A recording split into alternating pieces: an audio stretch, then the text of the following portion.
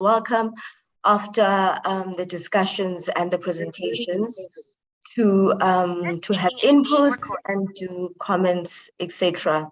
So I just want you to know that the interpretation is available in Arabic, Spanish, Portuguese, French, and the session will be 2 hours. I now give it over to our Global Campaign for Education Global Coordinator, Grant Kosenjete, for the official welcoming of the session.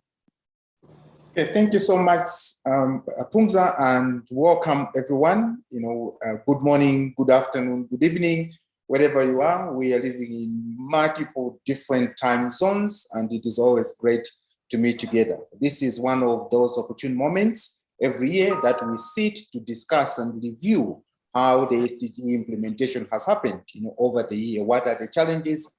And more so, what are the recommendations and proposals that we as civil society will be putting across? This is in alignment to the HLPF process that is happening in New York, where governments are presenting their reports on what they have done. And it is always exciting for us as civil society to bring across also a different view of what has happened and what are the key issues that we need to be looking up to. So we hope that the reports that will be shared here will be more informative, that they will showcase the issues that have been done, and at the same time also provide some key recommendations on what has to be done. As the GCE Secretariat, we will collate all the discussions and prepare one paper that will be shared with everyone within the movement to showcases in what has happened. And so I just want to encourage all of us that this is something that we need to be doing within the movement. That at every time, whether your country is presenting at HPF or not, but the spotlight reports, the annual spotlight reports are very important because they provide really a clear view as to what is happening within your own countries. So we just want to recommend those that have come to the stage to present their own report, even though that their countries are not presenting within the HPF. But thank you so much, and also special thanks to our regional colleagues for mobilizing GCE members within your regions to prepare for these reports. We know that the process really takes a lot of time, and a little bit also it is expensive in a way that in other cases we have to have consultants. From the GCE Secretariat, we're looking at a process whereby resources should be made available for this process, because it is one of the key moments when we all kind of take a look or step back to see what is happening across education. For this morning, afternoon, evening session, we have got a number of speakers that will provide regional perspective as well as national perspective. We have from Africa, Solange Atpo, who is the regional coordinator for AMSEFA. From Asia and Pacific, we have Rene Raya, who is ASBE's lead policy analyst. From Latin America, we're going to have Nelsi Rizarazo. And from the Arab world or Arab region, we're going to have Rifat. And from the Europe and North America, we're going to have Beata Ogad.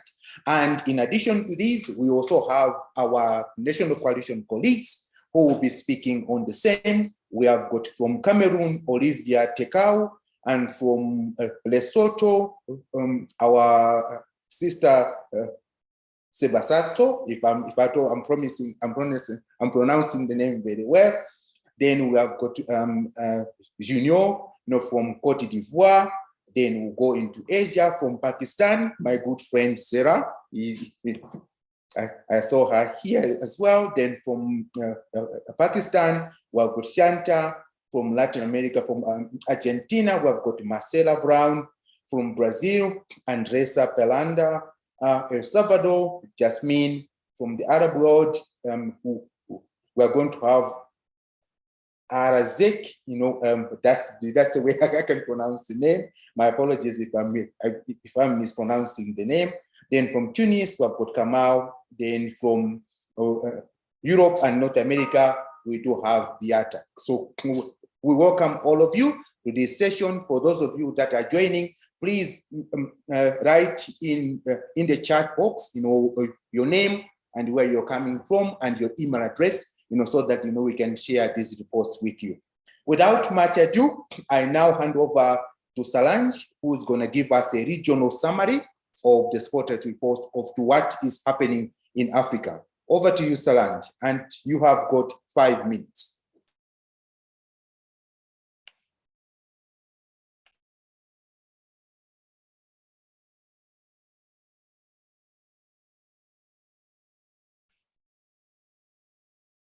Solange, can you hear me? Solange, you're on mute. Yes, please unmute I can yourself. hear you. Thank you. Okay, over to you. Can you hear me too? Yes, we can hear you. OK. So, merci Grant pour cette présentation, cette introduction. Donc, comme Grant l'a dit déjà, je suis Solange Apo de ANCEFA. Chers participants à l'événement parallèle, mesdames et messieurs, bonjour. Je vous apporte le salut fraternel de ANCEFA, le réseau africain de campagne pour l'éducation pour tous et de ses membres présents dans 38 pays à travers l'Afrique.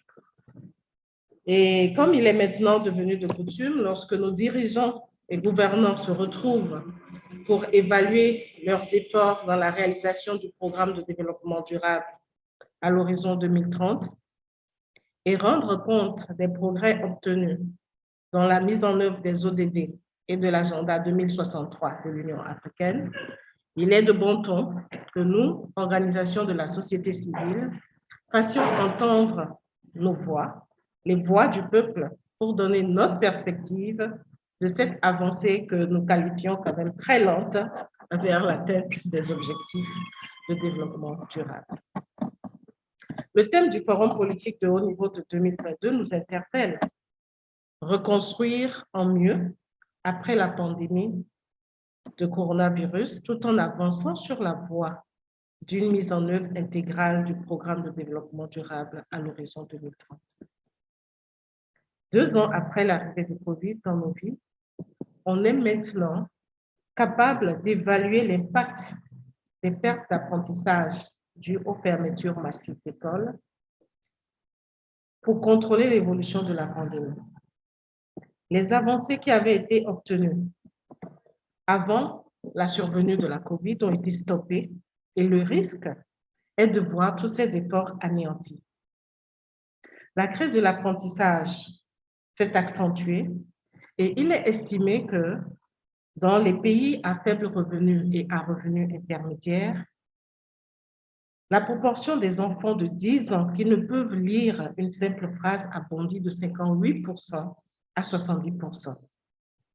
En Afrique et dans le monde, les filles ont particulièrement été impactées par la pandémie avec des abandons d'école en raison de violences basées sur le genre, de grossesse et mariage précoces, ou tout simplement parce qu'elles doivent prendre soin des autres membres de la famille dans un contexte de raréfaction des ressources. À la crise sanitaire en Afrique et dans le monde s'est ajoutée une crise sécuritaire. Actuellement, Solange, yes. we You can't seem hear me. not to have interpretation. Just hold on a bit. Sama, can you check? Yes, Grant, we just adding the other interpreter to take over. Give me a second.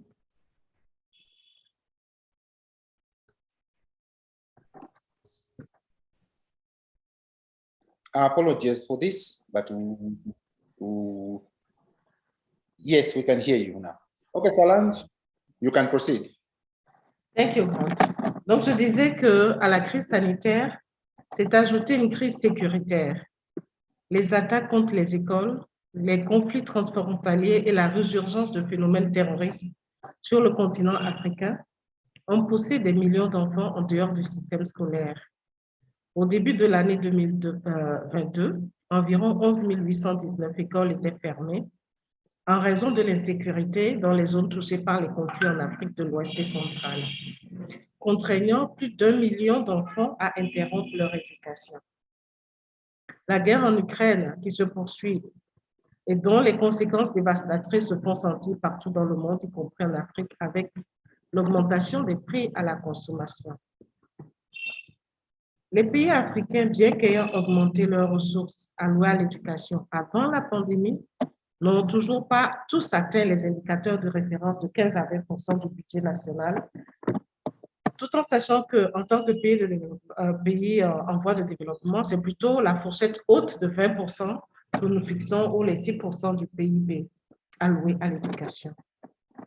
Et malgré des demandes accrues en éducation dues à la nécessité de rouvrir les écoles en toute sécurité, plusieurs pays ont réduit leur budget, ce qui pose un problème si nous visons vraiment une avancée et une accélération vers l'atteinte des ODD. Concernant l'égalité de genre et l'autonomisation des femmes et des filles, à l'échelle mondiale, une jeune femme sur 5 a été mariée alors qu'elle n'était qu'un enfant, c'est-à-dire n'ayant pas 18 ans. Le taux de mariage d'enfants reste toujours le plus élevé en Afrique subsaharienne, région où les progrès ont été très modestes. Cet état de fait nécessite une action résolue et ambitieuse des gouvernants pour faire respecter les droits des enfants et les droits de la personne humaine en général. La violence à l'égard des femmes et des filles aussi est généralisée. Elle ne connaît pas de frontières, malheureusement. Et si on note une progression dans la participation des femmes à la vie politique, des progrès restent encore à faire pour offrir de vraies opportunités économiques, technologiques et des salaires décents pour atteindre une égalité et une réelle autonomisation des femmes. Donc, le forum politique et le sommet de transformation de l'éducation en septembre nous offrent donc une opportunité pour des actions ambitieuses qui vont remettre les pays sur la voie de la réalisation des objectifs. Alors, au niveau régional, nous voyons qu'il faut replacer l'éducation au centre de l'agenda de développement durable. L'éducation est un catalyseur pour la réalisation des autres droits et seule une éducation pertinente, transformatrice, permettra au monde de résoudre les défis actuels et futurs de préservation des ressources terrestres et aquatiques, de lutte contre la pauvreté, de préservation de l'environnement et d'instauration de la paix. Au deuxième niveau, nous pensons qu'il faut revoir en profondeur au niveau africain et dans le monde le modèle d'éducation et par ricochet le modèle de développement que nous voulons pour préserver la planète. Cette éducation doit pouvoir nous émanciper des pesanteurs historiques et actuelles qui empêchent notre continent de se développer en s'attaquant aux causes profondes et structurelles, les inégalités persistantes au sein des pays et entre eux, mais aussi les inégalités de genre qui continuent de maintenir les femmes et les filles en dehors des opportunités. Le potentiel que représentent les jeunes pour le continent africain, nous sommes le continent le plus jeune, il ne peut se réaliser que si les jeunes sont impliqués dans toute leur diversité, dans les décisions pour trouver des solutions ingénieuses et innovantes, sans laisser personne de côté et sans discrimination aucune, soit les réfugiés, les personnes handicapées, les minorités. Je vois que Grant veut me signaler que mon temps est bientôt écoulé. 1 minute pour terminer. La mobilisation des ressources domestiques pour financer l'éducation de façon souveraine, recruter les enseignants qualifiés et motivés et investir dans les infrastructures de qualité et un environnement d'apprentissage sûr doit rester une préoccupation partagée par nos dirigeants au plus haut niveau et non seulement les ministres de l'Éducation. Donc tous, y compris les chefs d'État, les ministres des Finances, doivent se préoccuper de cela. Il ne s'agira plus uniquement de considérer la part du budget alloué à l'éducation, mais l'espace fiscal pour mobiliser plus de ressources par une fiscalité progressiste et allouer et dépenser ces ressources de façon équitable et efficace. Et enfin, l'aide publique au développement doit être maintenue et accrue et les partenaires techniques et financiers disponibles pour accompagner les pays dans leur ambition de transformation de l'éducation par des financements additionnels. Merci, Grant. Thank you so much, Solange. Indeed, education should be transformative if we want it to be a catalyst for change. That's the message. And that, thank you so much for those, tangible and progressive, recommendations that you have made. Thank you so much for the presentation. We will now go to Cameroon, and I now invite Olivia Tekau from SIFAO to make her presentation. Over to you, Olivia. And you have got 5 minutes.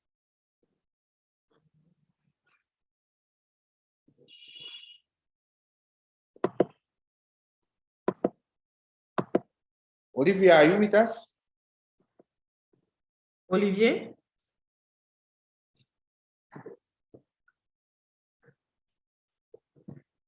Okay, it doesn't seem so. When she comes, then we'll give her the time. He is here. Yeah, he's here. He's here now. just Oh, unmuted. okay.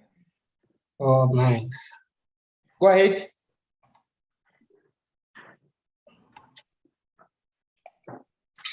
Nice. Oui, qu'est-ce qui se passe? On t'entend, Olivier. Bon, tu as planté.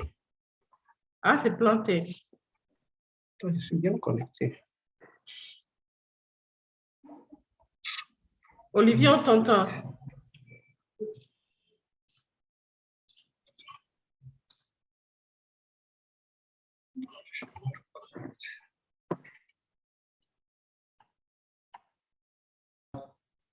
Okay, I think Olivia is experiencing technical issues. Maybe we can Allô? move to Sibabaso from Lesotho while he sorts himself out. Oui, Hello. oui, c'est bon. Je crois que c'est bon cette fois-ci. Allô? Yeah, go ahead. D'accord. Yes, we can hear you. Go ahead. Voilà. Oui. Voilà, merci beaucoup pour la parole. Bonjour une fois de plus à tous. Olivier Tanque, c'est moi, chargé des programmes du CEFAN. Le CEFAN, c'est la coalition camerounaise des organisations de la société civile de l'éducation qui a pour mandat principal le suivi des politiques publiques de l'éducation par les actions de plaidoyer. Donc, depuis 2018, nous sommes membres du Forum des organisations de la société civile camerounaise. Et à ce titre, nous avons proposé un rapport complémentaire à celui du gouvernement et des collectivités territoriales décentralisées sur l'examen national volontaire des ODD au Cameroun. Pour le faire, nous avons adopté une approche méthodologique axée sur la participation de tous et l'inclusion, en commençant d'abord en décembre 2021 par la mise sur pied d'un groupe de travail chargé de produire le rapport à travers la collecte des données dans les 10 régions du Cameroun et les ateliers de consolidation et de validation. Pour les soucis de cohérence des chiffres, nous avons opté prendre exclusivement les chiffres officiels issus de l'Institut national de la statistique. Et bien évidemment, nous savons que c'est l'organe qui compile tous les chiffres du gouvernement. Donc, nous avons mis un accent sur les 5 objectifs de développement durable à présenter au forum politique de haut niveau, à savoir l'ODD 4, l'ODD 5, l'ODD 14, l'ODD 15 et l'ODD 17. Mais avant de présenter les analyses des progrès réalisés et les défis, il convient de préciser que la mise en œuvre des ODD au Cameroun se fait dans un contexte marqué par 3 principales crises, principalement la crise sécuritaire de Boko Haram, qui a d'ailleurs obligé le gouvernement à déclarer la partie nord du pays comme zone économiquement sinistrée, freinant comme ça les autres secteurs de l'ODD. Il y a la crise sociopolitique dans les régions anglophones qui oblige désormais le gouvernement à concentrer plus de temps à chercher des solutions pour remédier à cette crise. Et depuis 2020, la crise sanitaire de COVID-19, avec son lot de confinement qui a été obligé, mettant à mal la fermeture des écoles, même si la mesure palliative des cours à distance était salutaire, mais nous avons tout de suite remarqué ses limites, surtout au niveau du secteur de l'éducation, au niveau des zones rurales, quand on sait que l'accès à ce niveau n'est pas facile en termes de réseau Internet et de réseau électrique. Toutefois, concernant les progrès dans les autres EDD, nous avons noté par exemple au niveau de l'ODD 4 qu'il y a eu beaucoup de progrès, surtout en termes de taux brut de scolarisation préscolaire qui est passé de 37,8% en 2019 à 38,4% en 2021. Les mêmes progrès s'observent au niveau du taux d'achèvement au primaire de 70% à 71%, même si l'objectif est toujours d'atteindre 100%, on est encore loin à ce niveau. Mais il y a également des progrès au niveau du taux net d'admission, qui est passé de 70% en 2020 à 85% en 2021. Cela montre une volonté étatique à faire progresser l'éducation. Toutefois, nous remarquons que l'État a toujours un peu de réserve au niveau du préscolaire. Déjà, en commençant par prioriser les cibles de l'ODD 4, nous avons constaté que la cible 4.2 relative au préscolaire n'a pas été priorisée à leur niveau. Et nous avons également noté que des écarts subsistent également dans l'accès de l'éducation filles-garçons. Surtout que les stéréotypes selon lesquels l'éducation est essentiellement faite pour les garçons persistent dans certaines localités du pays. Donc, à cet effet de l'éducation, nous avons également regardé l'ODD 5 pour relever avec fierté que le Cameroun s'est doté d'une politique nationale genre et plus précisément d'un profil genre pays en février 2021. Cependant, comme on le signalait, les violences faites aux femmes et aux filles, surtout en milieu scolaire, persistent et même d'ailleurs de plus en plus récurrentes. C'est d'ailleurs ce qui a fait l'objet de notre thématique pendant le 16 juin, la journée de l'enfant africain. Donc, pour l'ODD 14 et 15, il faut déjà relever que le taux de croissance du BIP, produit intérieur brut, est estimé à 0,5% en 2020 contre 3,5% en 2019. Il y a eu un progrès, mais les menaces de pollution persistent et l'environnement est toujours marqué par le changement climatique qui se fait de plus en plus remarquer au Cameroun. Compte tenu du temps, il est préférable pour nous de vous présenter les 7 recommandations de la société civile après avoir fait le tour des progrès et des défis à relever pour dire que par rapport à la crise multiforme, nous proposons au gouvernement de prendre des mesures urgentes pour résoudre définitivement la crise sociopolitique dans les régions anglophones par la poursuite d'un dialogue inclusif. C'est très, très utile, sinon les autres secteurs seront toujours mis à mal. Nous vous recommandons également de faciliter l'adoption du Code de la famille réformé pour une meilleure prise en compte des droits des femmes et la lutte contre des pratiques discriminatoires, notamment les stéréotypes et les aspects culturels. Au niveau de l'ODD 4, nous recommandons au gouvernement de finaliser, de vulgariser le document de stratégie du secteur de l'éducation et de la formation Horizon 2030. Vous savez, celui qui existait était caduc depuis décembre 2020 et 2 ans après, on n'a pas toujours une nouvelle stratégie. Pour nous, ce n'est pas très acceptable. C'est comme une organisation qui fonctionne sans plan stratégique.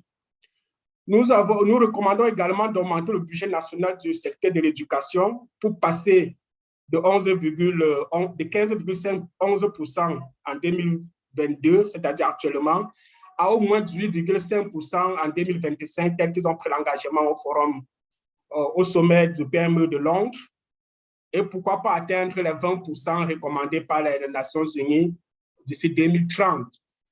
Comme 5e recommandation, nous pensons qu'il est urgent et même utile de finaliser 2 politiques en cours d'élaboration, à savoir la politique nationale de l'éducation inclusive et la politique nationale de l'éducation au développement durable. Et nous pensons qu'il faut contextualiser la cible 4.2 de l'ODD 4 et surtout supprimer les frais exigibles aux préscolaires publics. Et enfin, nous recommandons au gouvernement de mettre sur pied un comité national inclusif de suivi de la mise en œuvre des ODD 4, prenant en compte toutes les parties prenantes, y compris la société civile, les collectivités territoriales décentralisées, les autres sectoriels et secteurs privés.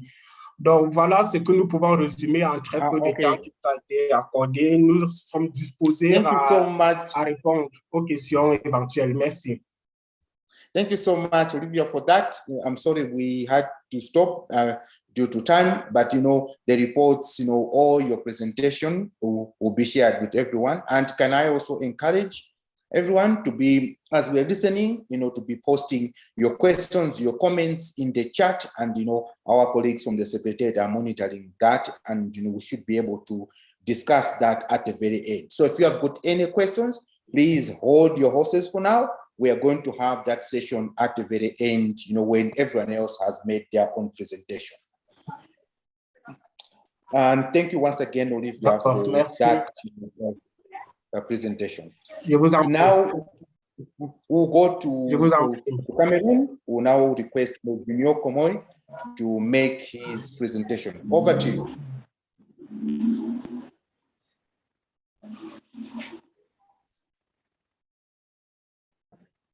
Junior.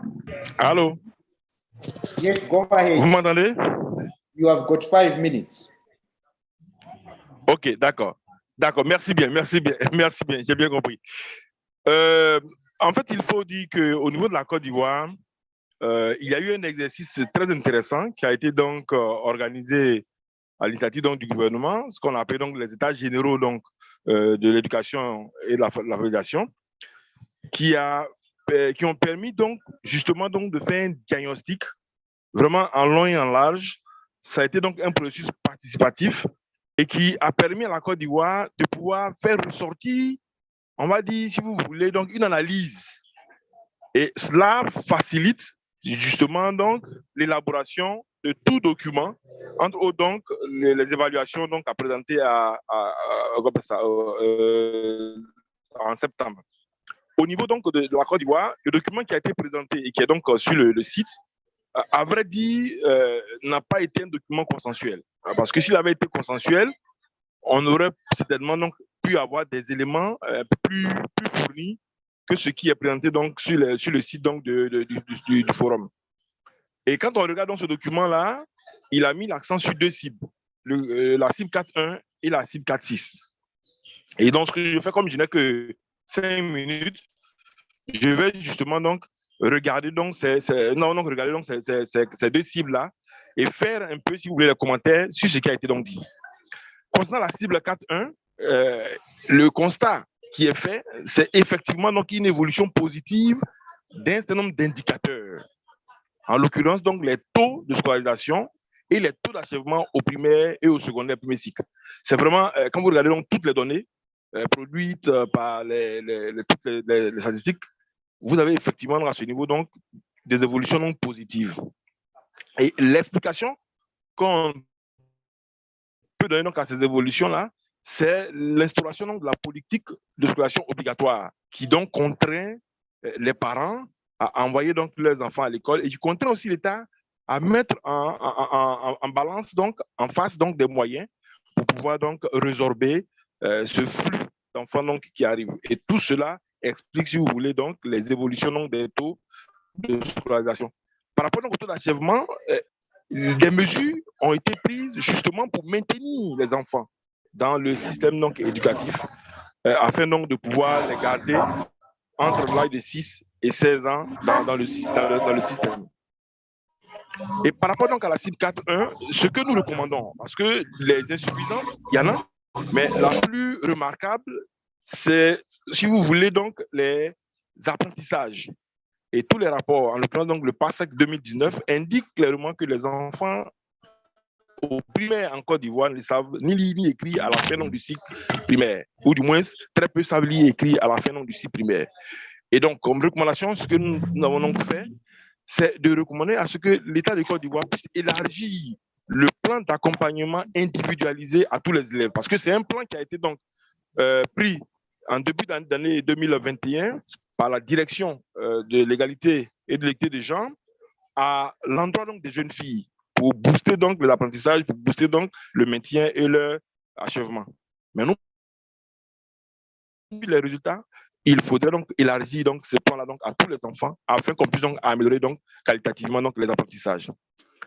Autre recommandation, c'est véritablement la construction des infrastructures, parce que l'une des conséquences donc des échecs et des résultats que nous voyons là s'explique par les effectifs pléthoriques dans nos établissements. Et à ce niveau-là, la solution serait que l'État véritablement puisse construire. Il y a des efforts qui sont fournis, mais il faut aller plus loin. Surtout qu'il y a des stratégies qui ont fait donc leur preuve. En l'occurrence, les constructions par l'approche communautaire. Il y a eu donc des études qui ont été menées en ce sens-là. L'approche communautaire donc de construction avec l'implication des communautés a fait baisser drastiquement donc les coûts de construction parce que les communautés donc apportaient un certain nombre d'intrants et la main-d'œuvre. Mais malheureusement, jusqu'à ce jour, la décision n'a pas été prise encore pour véritablement, sur une période donnée, aller vers cette méthode, cette stratégie-là pour construire donc le maximum d'établissements. Concernant la cible 4-6 que le gouvernement a bien voulu donc traiter dans son rapport qu'il a déposé, donc, qui parle effectivement donc de l'alphabétisation, en gros, il faut dire qu'en Côte d'Ivoire, on a encore un taux élevé dans l'alphabétisme, dans l'ordre de 46%. Et les raisons de ce taux élevé-là, c'est, si vous voulez, une véritable politique d'alphabétisation. C'est vrai qu'on a senti un frémissement avec donc la transformation du service d'alphabétisation donc en direction centrale. Aujourd'hui, il y a 4 directions centrales qui ont à charge donc la thématique, mais véritablement, les moyens ne suivent pas et les politiques ne suivent pas.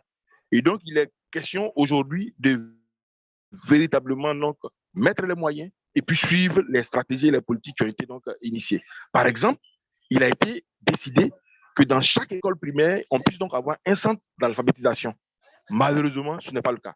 Et l'étude que nous avons eu à mener, le suivi que le RIP, notre coalition donc, a eu à effectuer, a démontré qu'il y a très peu d'écoles primaires qui appliquent donc des centres d'alphabétisation fonctionnels. Vous comprenez? Ensuite, il y a la question donc de la non-harmonisation de toutes les structures étatiques qui travaillent sur la question de la validation. Chaque ministère, donc, a sa stratégie, a son programme. Ça fait qu'il n'y a pas de cohérence, d'une part, et d'autre part, les données, donc, ne sont pas collectées de manière fiable parce que les données sont partielles et parcellaires. Ensuite, il y a, je l'ai déjà mentionné, la faiblesse des budgets alloués donc à l'alphabétisation. You have only 1 minute to wrap up. Ok, d'accord, ok, je termine. Et donc, il faudrait que ces budgets-là puissent connaître donc une hausse. La recommandation là, on l'a fait aux états généraux. Nous l'avons repris en notre compte, c'est de dire qu'il faut véritablement doter le secteur de l'alphabétisation donc de moyens conséquents afin qu'on puisse donc sortir donc de ce taux très élevé. Je vous remercie. Thank you so much. Indeed, we need proper policies to combat, illiteracy. We need more funding in education, and we need education that is inclusive.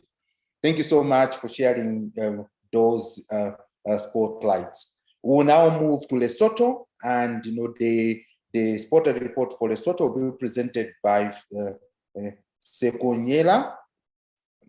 Are you online? Thank you, Grant. Yes, over to you. You have got 5 minutes. Thank you very much, and thanks for the opening remarks because they resonate to what the challenges are. Yes, here in Lesotho, many people are talking about declining enrollment in education after COVID mainly, but we must say that with us, it started before COVID with a two-year national strike on teachers that they were only going to school for 1 week, a month for the whole year prior to COVID-19. So when COVID-19 came in, that was exacerbating the already dire situation here in Lesotho. So we could understand that when countries started experiencing these challenges in 2020, we started in 2018, 2019, and that has declined drastically the enrollment rates in Lesotho. Our approach here and looking into SDG 4, we look at SDG 4 emanating from indicator 4.7, where we are talking about the sustainable. We're talking about education for sustainability, development, and global citizenship. When looked into that as an organization, we realized that we encompass all other SDGs and all other indicators, the 10 of them, 7 and the 8 and B and C. So in looking into that, then we would realize that yes, indeed, COVID did havoc, but our rates have been increasing statically before 2019, but they have declined now. For instance, when you talk of SDG 4.1, universal and secondary education, we realize that compared to 2016, prior to the teacher strike, it declined by 0.5%, and yet the schools, the number of schools increased. So ordinarily, you would think that when schools, number of schools are increased, then enrollment will also increase, but it declined on the contrary. And when you look into 4.2, early childhood and development, studies here indicate that 95% of girls that would have gone through pre-primary education, they have 95% pass rate in the primary, lower primary level, and 68% for boys. So that is in relation to those that have not gone there. So it is very important to have the pre-primary education in Lesotho, according to the statistics. But you realize that much as statistics show us that, but when the country budgets, it does not budget towards encouraging primary education. The country's main budget is on primary education and secondary education. And when it comes to non-formal education, you will also realize that, Grant, am I still audible?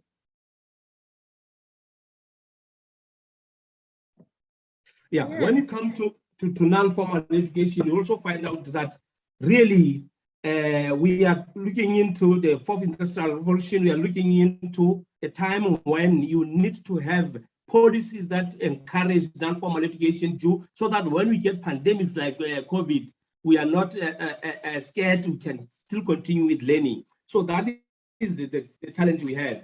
And now that our country is presenting, yeah, this is the second year of presentation.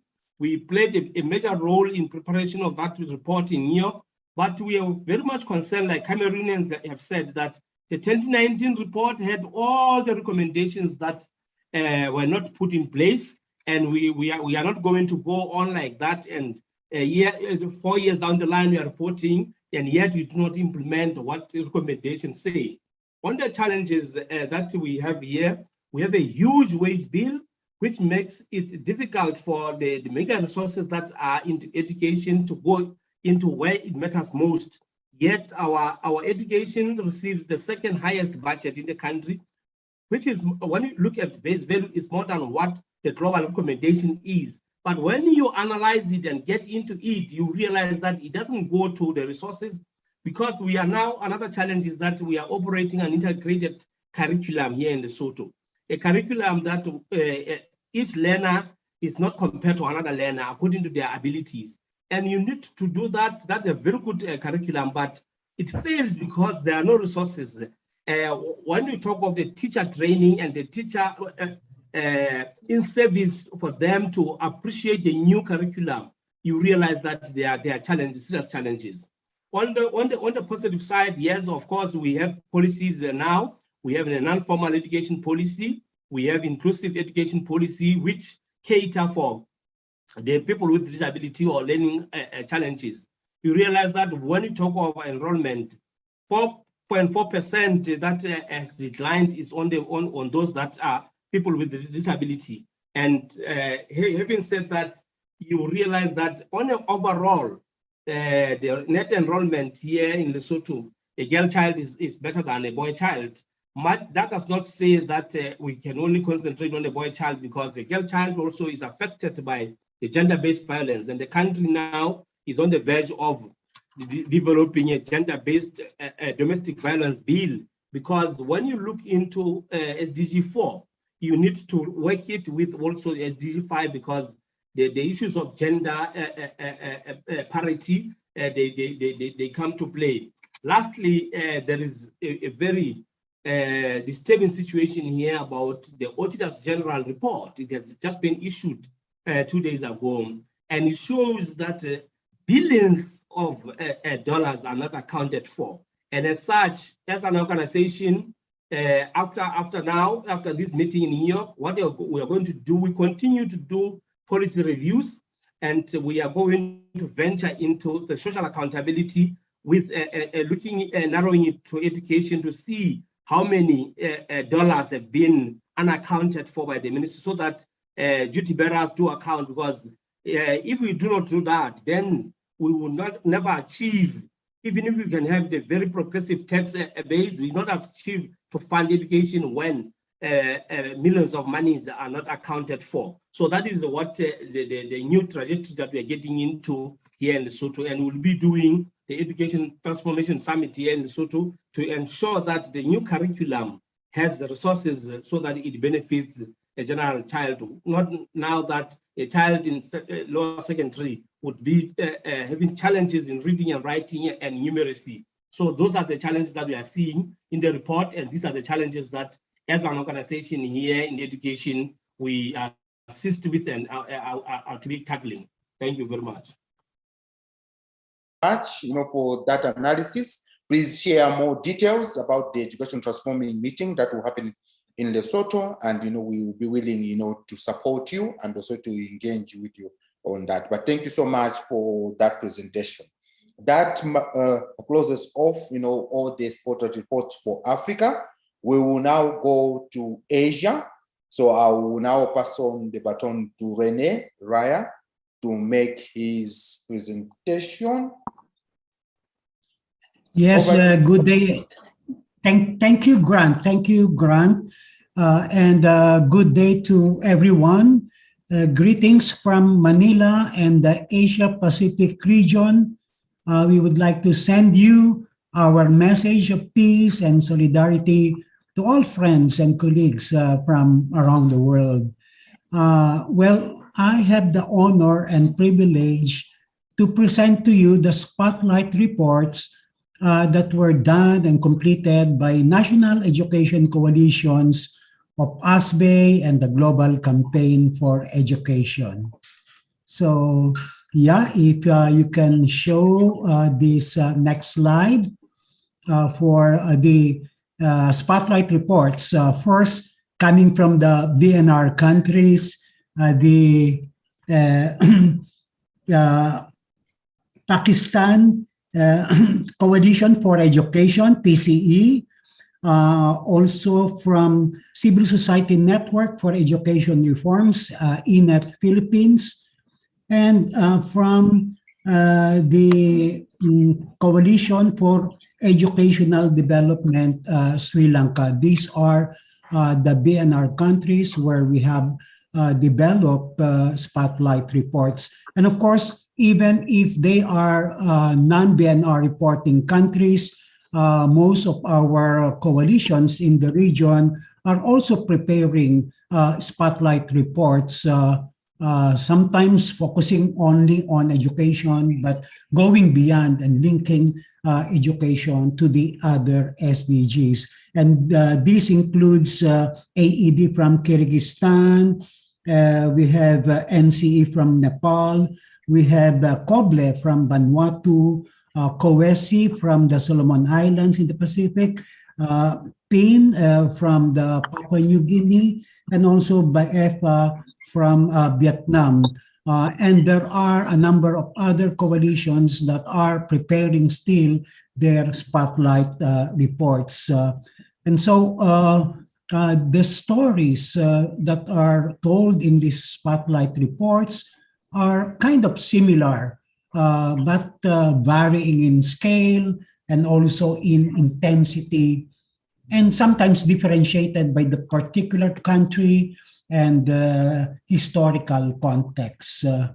And yes, we note that we have modest gains over the past several years in SDG 4 and also in the other SDGs, but these have been threatened and even reversed during the pandemic. So what this actually tells us is the fragility of our education systems, of our social systems, which we need to review and transform. And I guess time may be running out. So there is urgency in addressing these concerns. I won't go into any further details as these are told in more graphic details by the coalitions themselves.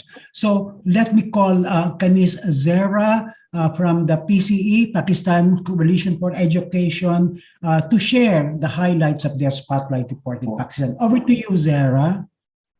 Thank you, Rene. Thank you so much. Thank you, Grant. I just want to share with you some of the highlights of what is happening in Pakistan and how the civil society perspective is going to be embedded or it's excluded from those reports from here. يمكن مالح شوفي الماء ذوقي I think تكشف طرف somebody, صبك. Sama, can you try to mute the person who is speaking? yeah, thank you so much. Go But ahead, you're Zera. muting myself as well. So, okay.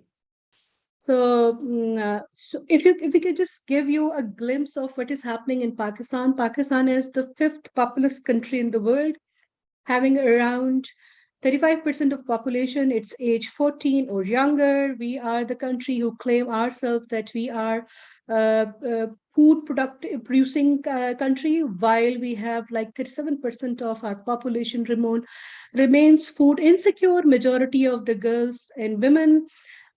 In terms of looking into the education issues, Pakistan is the second highest numbers of, is the homeland of second highest number of out of school children.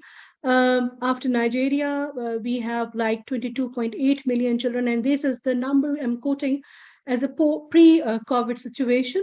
And as per World Bank, it's around 1 million more added to this number. We have a slight improvement in a post-COVID situation, but now we are looking into a most bigger number in that sense. And in the recent spending on education is 1.77% of GDP, while we have to spend like, as per one of the report or analysis we have done on financing of education, it was found if we want to bring 22.8 million children into schools, we need 58 billion USD dollars, or it's equivalent to Pakistani currency is 12 trillion. I just want to highlight that among those 22.8 million children, half of them are the girls. So coming to the challenges or what we have so far completed in terms of a high-level policy forum, the Sustainable Development Goals, Pakistan is among those countries who have, in the first 6 months, they have adopted the SDG agenda. We have a federal unit in Ministry of Planning and Development, and then the subnational units in the at the provincial level who are actually localizing and operationalizing the SDGs at the local level, and that's a kind of providing interministerial and government coordination platform. Pakistan declared the 2020-2030 the decade of action, and we are looking into that. Government of Pakistan will be monitoring 193 out of 247 indicators. Coming to the VNR process in 22 at the country level, I must say that it's the Pakistan's second report. Pakistan first presented its report in 2019. The report was more about the operationalization of SDGs, how they're going to do, or the mechanisms they are developing. This time they are talking about the government is talking about the progress around the SDGs goals and the indicators we are looking into as a priority indicators, which we have, which government of Pakistan decided at the country level. This VNR 2022 is it's a better process this time. It's a more consultative process, including different stakeholders, including Pakistan Coalition for Education as well. They also invited us to share our contribution to the SDG at the ground level. However, I think the most important thing is that how this will be reflected in the report or in the other planning mechanisms, that how the civil society and other stakeholders can be engaged in the process at the regular level. So I'll talk later about it. Coming to the next thing, which is about the challenges. We just try to, there are lots of challenges. My colleague from Africa talk about a lot about the things which are very much similar to the Asia or Pakistan. But I must say that Pakistan, one of the major challenge we are facing is that the out of school children. And the fact that this status is deteriorated after this post-COVID situation, and which is required that how we will be building up. The challenge is to bringing those children or girls especially after the primary. So post-primary thing is very important to look into thing. Then if you're looking into this whole, after this COVID, that's a kind of online digital learning thing is coming up. But however, in a country which is not having the electricity, we have a lots of equitable challenges around the digital issues, learning poverty, and untrained teachers. These are some of the very glaring challenges which we need to deal with the online or remote teachings and learnings due to the close of schools. Then the insufficient financing. If there is a need to have a holistic approach around planning and process, and there is a very clear kind of a challenges we are facing when we are looking into the pre and post COVID situation. But the insufficient financing or the unwillingness to spend more on education, especially in a situation where Pakistan is in terms of debt crisis are increasing. We have to pay debts. The economic crisis are glaring, double-digit inflation. So these are the challenges where the education is very much neglected, and it's a kind of a chicken and egg situation where they think that if we first we need to improve the economic situation, then we're looking into the education and health. While we as the education activists said that you should equally give the importance and attention to health and education issues. And if you get giving the education which is more relevant to the situation, you will be able to improve the economic situation.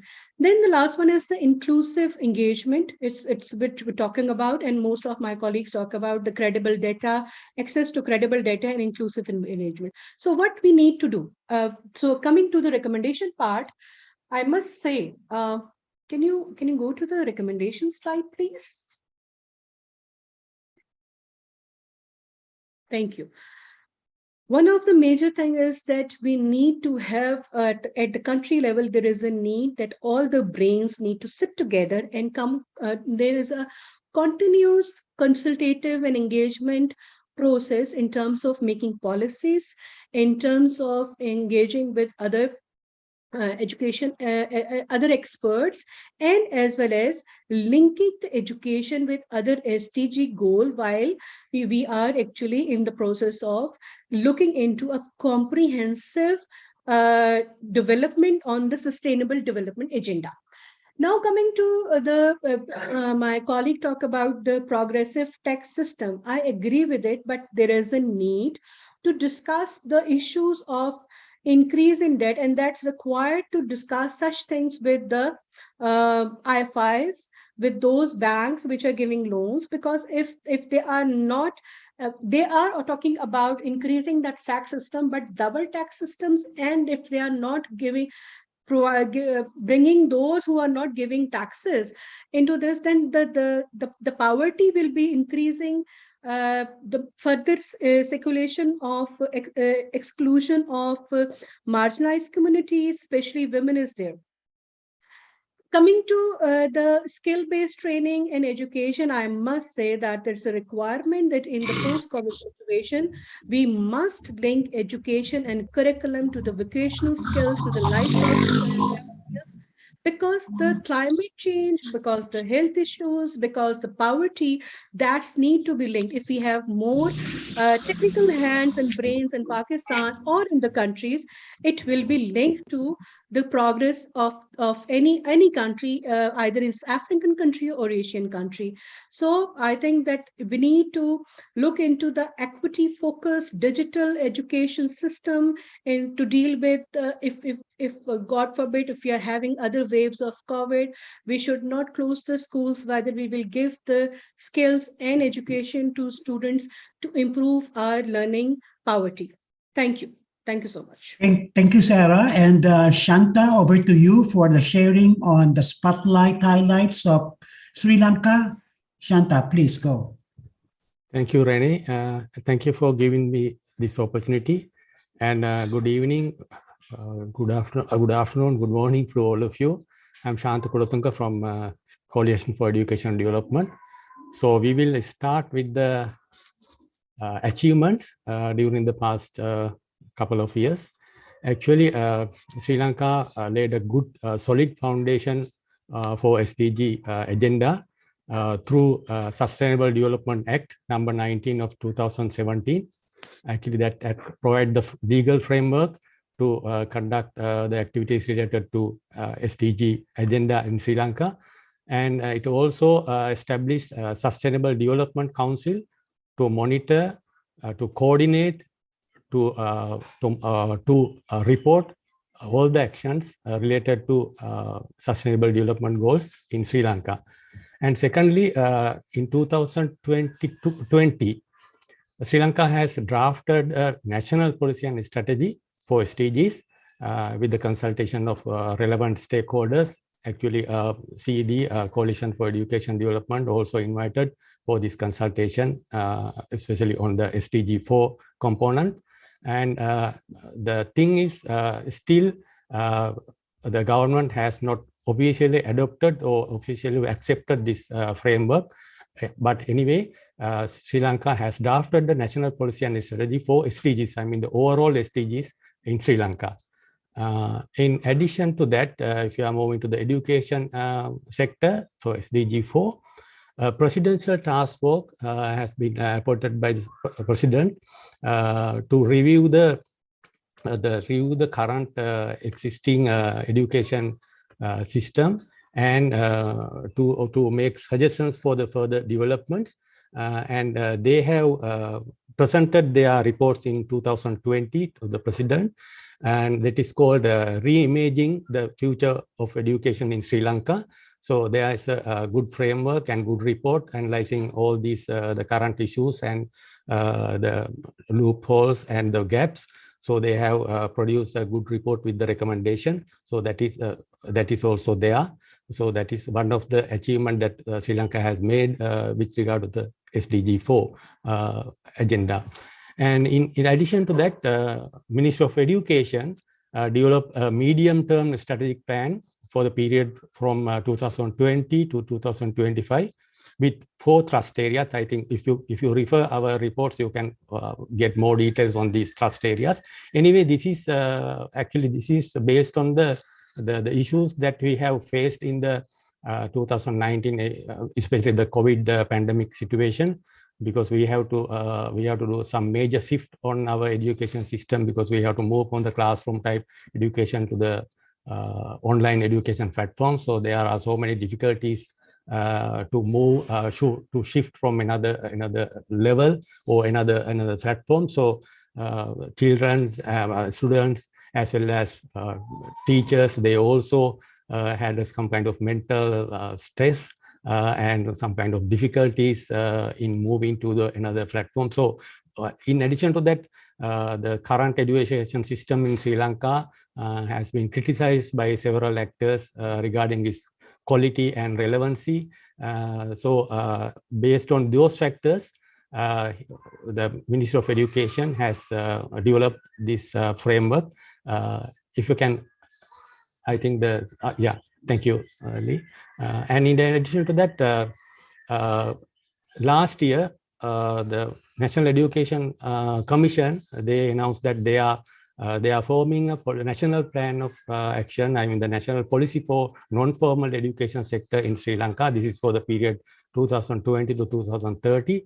But here I have to mention that, like most of the policies, they have formed these policies also without adequate consultation from the civil society actors. So that point I have to mention here, because anyway, these policy also now have been drafted, and it is under the review of the president at the moment. So anyway, this is not available in the public domain still.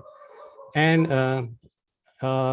I have to say that with regard to the achievement, actually Sri Lanka has made significant achievements with regard to SDG 4.1 and 4.2 and gender parity. Actually, this has been achieved in Sri Lankan education system. I think many of you know that Sri Lanka has given equal status to the in the education sector to the girls and boys. And if we are moving to the challenges, actually, I have to say that everything has become a challenge in the current prevailing context in Sri Lanka because of the economic and political crisis in the country. Actually, at the moment, we don't have the governance body to governance sector in the Sri Lankan situation, because now the government has to be resigned according to the protests by the youth groups in Sri Lanka recently. And in this crisis and this economic and political crisis, and because of the impact of the pandemic, there's a very negative impact of the marginalized group. Actually, I have to say not only the marginalized group, but also the general public also suffering from this kind of situation. And about the learning losses, because of the school closures, because of the pandemic situation, actually we didn't have we couldn't continue our school system for last 2-year period. On and off they have opening, but sometimes they have to close the schools. In addition to that, because of the current economic crisis, because of now we don't have the essential items like fuels, gas, and transport service are lacking. So because of that, as a remedial measure, government has closed all these schools, not only the schools, other academic institute like universities, for a month period. Now they have extended this period to another week. So the learning losses, immense learning losses has incurred. And the Ministry of Education stated recently that they can't manage the situation itself, because that kind of situation is prevail in Sri Lanka. So this leads to increase in dropouts and exclusion disadvantages communities from their right to education. So that is, I have to mention, especially in this moment. And Sri Lankan education system has been criticized about its exam-centered curriculum, and that does not recognize to the achievements of values of global citizenship, such as gender, equality, human rights, inclusion, culture of peace, and non-violence. So those are the sectors that we are lacking in this education system. So we have to look at those sectors as well. And other challenges in terms of equity, inclusion, and access and financing, because Sri Lanka is the least, because from our national budget, from our GDP, only 2.8% is allocated for education. So with this current situation and shifting the education systems, actually we have to increase the budget allocation, but we don't know that whether we are able to do this in the prevailing situation. So we have come Please wrap up. The recommendation, and we have to improve strengthen the coordination and cooperation of the different ministries, because there are so many ministers involved in the education sector, and we have to adapt the climate education, comprehensive sexual education, and disaster reduction into our curriculum. And thirdly, we have to promote adult education and learning opportunities to develop the capacity of the parents, families, and communities, and to create a sense of shared responsibility, because this is very important at the moment, because the school has been closed, so the parent has to play a major role. Design and implement the special interventions programs to address the gender-based violence. This is also a major issue, and we have to look after the mental health concerns, because now we are all of us facing some kind of mental stress in this situation. And to all these things, we need the cooperation of and collaboration of the multilateral and bilateral partnerships, because we don't have the foreign exchange to cope up with the situation. So we need the development partners to address these challenges, their support posed by the pandemic and economic crisis. So if you need more details, you can refer our spotlight reports. So I have to conclude in this with this short time period. Thank you very much for listening. Thank you, Zara and Shanta, for those sharing. And now let me just close by highlighting that there are actually systemic barriers in education that we must address urgently. You have heard colleagues share about these barriers and what we can do in order to overcome this. And let me say that education is a critical driver for people's empowerment. It is an enabler of human rights and all other SDGs. And it is important to ensure people's empowerment towards transformation in a society that is green, peaceful, just, gender fair, and inclusive. So with that note, thank you, everyone. Over to you, Grant. Thank you so much, Rennie, for summing up things very, very well. Indeed, without SDG 4, we cannot achieve any of the SDGs. So that is the truth. Thanks so much, Zira. Thanks so much, Shanta. And we stand with the people of Sri Lanka as they fight for their own freedom. Thank you so much. Now we'll move to Latin America region. In there, we are doing it a little bit different because we are starting with the countries. So we'll start with, Argentina. Over to you, Marcela Brown.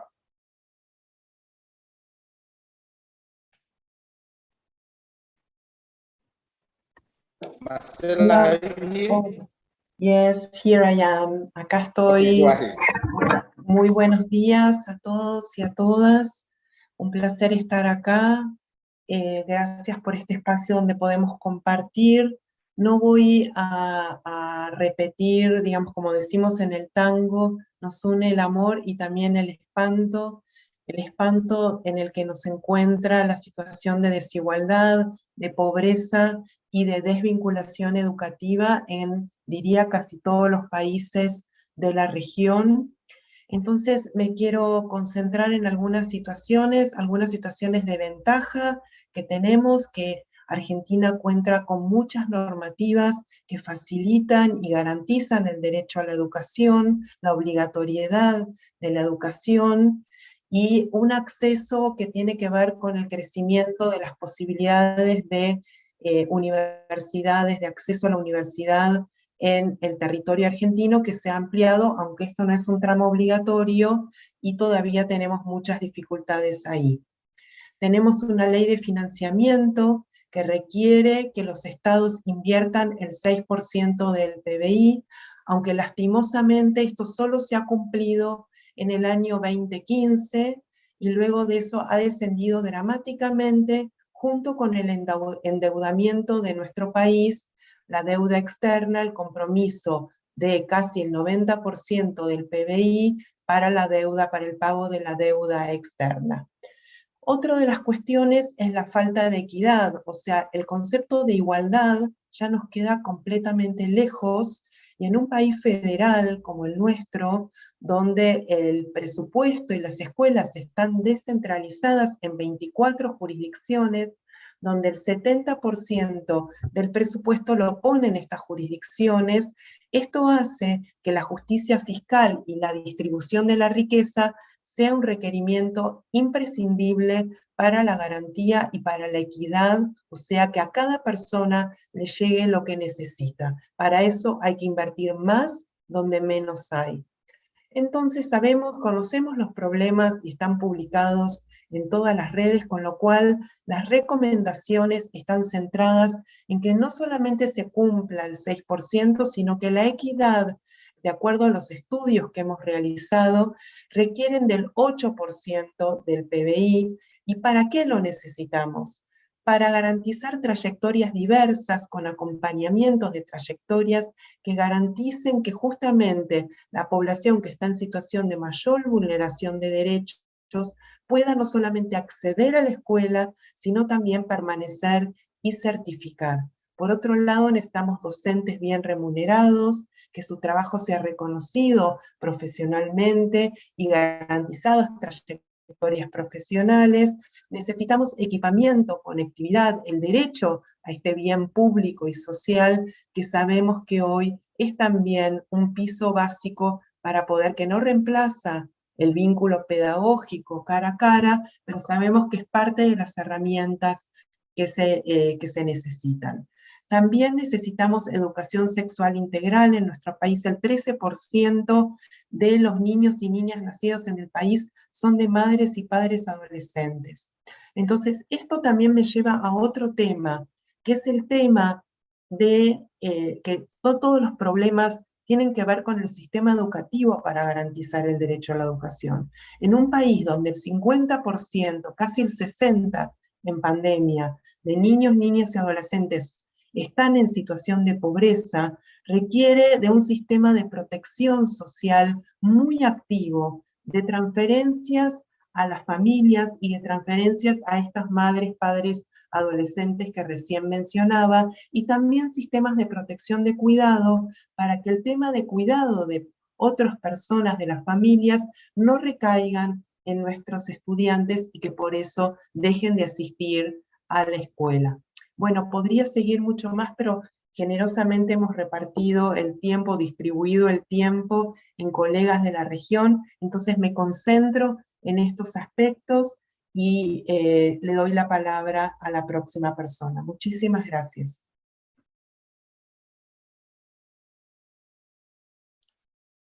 Thank you so much, Marcela. Then we'll go straight to Andresa. Over to you, Andresa.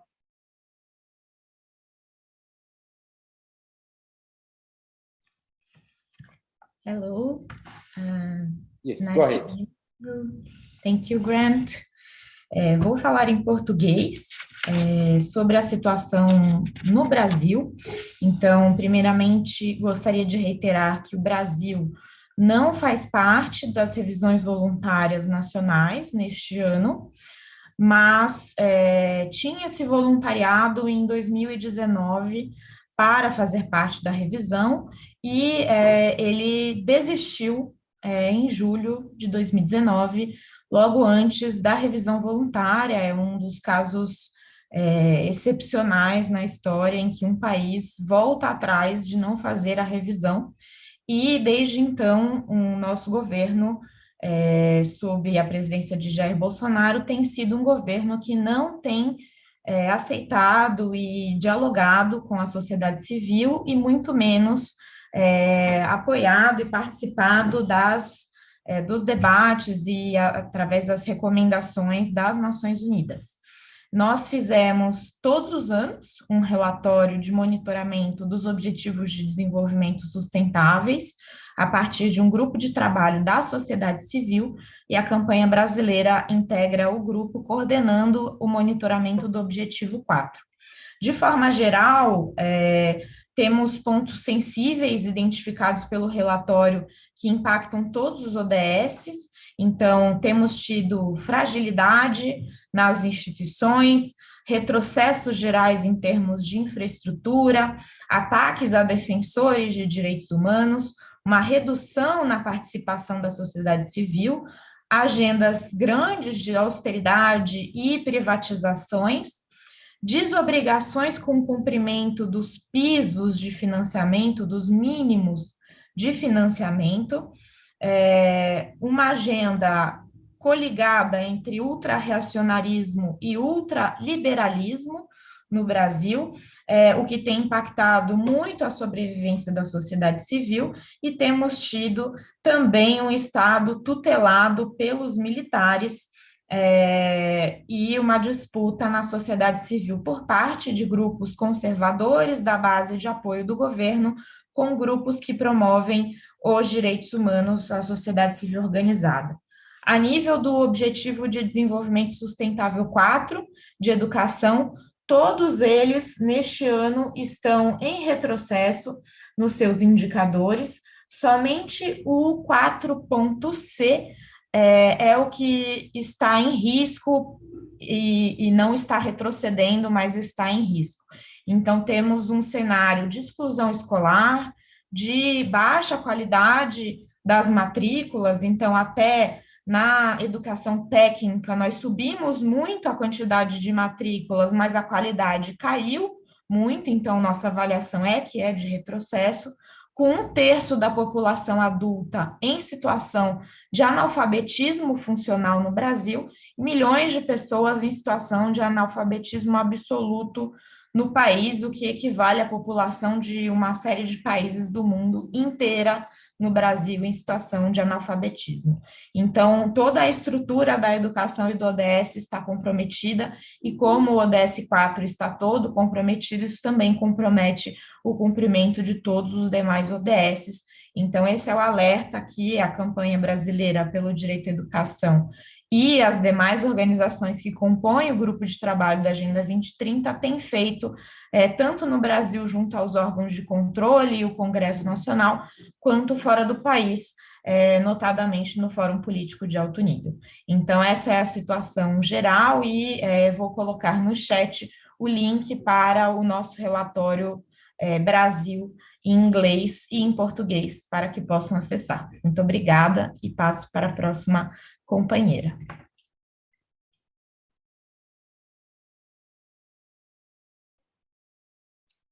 Thank you so much, Andressa. Now we'll move to Jasmine Elena from El Salvador. Over to you, Jasmine. Hola, buenos días, buenas tardes a todas y todos los que están en la sesión y pues agradecerles la oportunidad, ¿no? De que como región podamos presentar parte de los hallazgos que encontramos dentro de nuestros países. Quizás para empezar en cifras y hechos, El Salvador tiene datos muy específicos en educación referidos en el año 2018-2020. Los datos que podemos encontrar o los pocos datos que se pueden obtener del 2021 y de este año, pues son muy escasos. Entonces, quizás para mencionarles de los datos que nosotros tenemos como sociedad civil desde la Resalde, comentarles que el gasto público en educación para el año 2020 era del 4% en el Producto Interno Bruto, que esto significa un 16% del presupuesto general de la nación. ¿Por qué les menciono esto? En las últimas políticas educativas a nivel de país se está gestionando el poder llegar hasta el 6%, pero dentro de las recomendaciones para poder alcanzar los ODS y en este caso el ODS 4, se recomienda que sean fondos públicos directos del país y no tanto de préstamos. Entonces, quizás por ahí una breve observación a eso y un estado como de atente llamado de atención, porque reconocemos de que para poder invertir en educación pública debe garantizarse a partir de las arcas del Estado y no caer en deudas externas que de aquí a un futuro puedan llegar a afectarnos. También algo que nos hace el llamado de atención, que los años de escolaridad promedio para el año 2020, según la encuesta de hogares múltiples, de propósitos múltiples en el país, se encuentra que la edad promedio de educación es de 7.2 años. ¿Qué nos quiere decir esto? Que casi la mayoría de la población escolarizada en el país se está quedando en este nivel de primaria y entrando a secundaria a nivel educativo. Entonces, nos deja como la atención de, bueno, ¿qué se hace para que estos adolescentes, estas chicas y chicos puedan seguir dentro del sistema educativo a nivel de país? Otros datos que son importantes de mencionar, la deserción a nivel educativo para el año 2018, el dato más cercano que nosotros tenemos, es de que en educación básica, primera infancia, niños de entre 6 a 10 años, se tiene la deserción del 3.7%. Para la educación básica adolescente se tiene del 4.3% y educación media, que son adolescentes, jóvenes ya entrando en el nivel de bachillerato, es del 6.1%. Eso también es interesante de revisar, porque a nivel que va subiendo el nivel educativo de las niñas y los niños, así va incrementando también el indicador de deserción. Entonces, si bien es cierto, las acciones realizadas en educación y en el contexto de pandemia en estos 2 años que ha pasado, el Estado salvadoreño ha trabajado en acceso a cobertura, pero eso no significa de que sigue habiendo sector educativo que sigue abandonando. Entonces, a esta población es interesante saber qué acciones, qué medidas, qué políticas se pueden generar para que no abandonen la comunidad educativa. El acceso a cobertura educativa se ha expandido, si bien es cierto, en educación inicial, pero aún ese es un llamado de atención. También el tema de acceso a la ciudadanía digital se ha ampliado, mencionar que se han entregado recursos tecnológicos, acceso a internet, pero para garantizar esa calidad de aprendizaje, los currículos educativos también se tienen que adaptar a esas nuevas formas de enseñanza, estas pedagogías innovadoras para que se asegure la realización de la dignidad humana en la población y que responda a las y los titulares de derecho. Incluso el tema de inversión, como les mencionaba al principio, ha crecido en los presupuestos anuales del Estado, llegando en un parámetro y hasta donde sabemos por información gubernamental, llegando a un 5% del Producto Interno Bruto en el 2022. Pero aún siendo de esta forma, solo la ejecución del presupuesto en educación está entre 687 y 1.000 millones de dólares. Y el servicio de la deuda pública está muchísimo más arriba que eso, que está entre 740 y 1.800 millones de dólares. Entonces, si bien es cierto, se sigue invirtiendo, pero de aquí a un mediano, largo plazo, ¿qué le espera a estas niñas y niños que al final van a pasar a ser parte productiva del país? Y como les repito, yo creo que esto nos tiene que llevar a la reflexión de los métodos de inversión educativa, ya que para cumplir cualquier condicionante, y en este caso el del ODS 4, se debe garantizar el avance de la inversión desde el presupuesto general del país. Con eso, quizás ya para ir cerrando, los desafíos observados que nosotros creemos desde la sociedad civil, a nivel de educación, la profesionalización docente es muy importante, ya que se requiere esta actualización de pasar de los procesos tradicionales que ya se tenían en las escuelas, en los colegios, en centros de formación, y pasar a capacidades multimodales o en este caso digitales. La calidad educativa, obviamente los procesos se deben de cumplir con cada titular de derecho, los procesos de evaluación a todo nivel educativo, eso incluye del sector docente, referentes familiares, padres, madres de familia o quien cuide al estudiante, para tener decisiones oportunas, porque si bien es cierto, a veces los grupos focales de decisión a nivel educativo solo se centran en vámonos con cierta persona que es especialista en el tal caso, pero al final quienes saben cómo están las niñas y los niños son las comunidades educativas, son quienes están cerca con ellos en las escuelas, o en este caso, con esta modalidad multimodal de educarse desde casa, quienes están con ellos, están los padres y madres formándolos y estar al pendiente de su proceso de educación y aprendizajes. De ahí el otro desafío que nosotros consideramos desde la Resalde como sociedad civil es un sistema estadístico educativo actualizado. Eso es porque los datos brindados, pues como les mencionaba, son datos del 2020 hacia atrás. Esos son como los datos oficiales publicados. Y los datos del 2021, 2022 son datos oficiales gubernamentales. Entonces, no tenemos como esa comparativa, esos pesos y contrapesos para poder hacer un análisis recurrente desde sociedad civil y poder decir qué es lo que estamos bien, cómo estamos avanzando y cómo vamos a lograr. Y sí es cierto, se están viendo este tipo de avances, pero ¿a qué medida esto nos va a beneficiar o a qué medida esto puede traer consecuencias, ¿no? De ahí, para ir finalizando, mencionarles que otro de los desafíos es la articulación y cumplimiento debido de educación con el ODS, el cumplimiento de las metas. Sabemos de que el país ha presentado su informe voluntario. Sabemos de que también hay avances en tema de infraestructura, pero no hay que dejar de lado el tema de calidad educativa.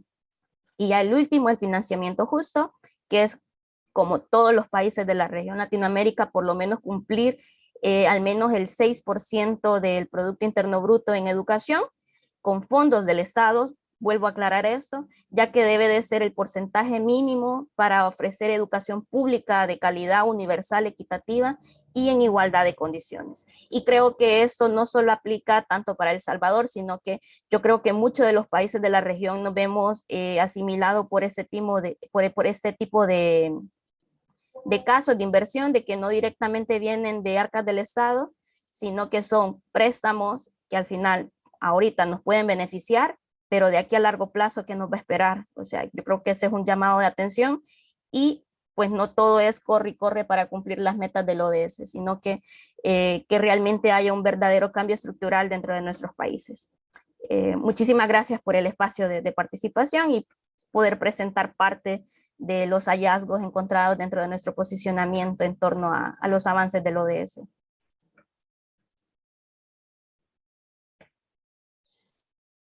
Thank you so much, Jasmine. We'll now go straight to Nelsie to give us, the regional perspective. Over to you, Nelsie. Gracias, Grant. Buenos días para todos, todas. Bueno, la verdad es que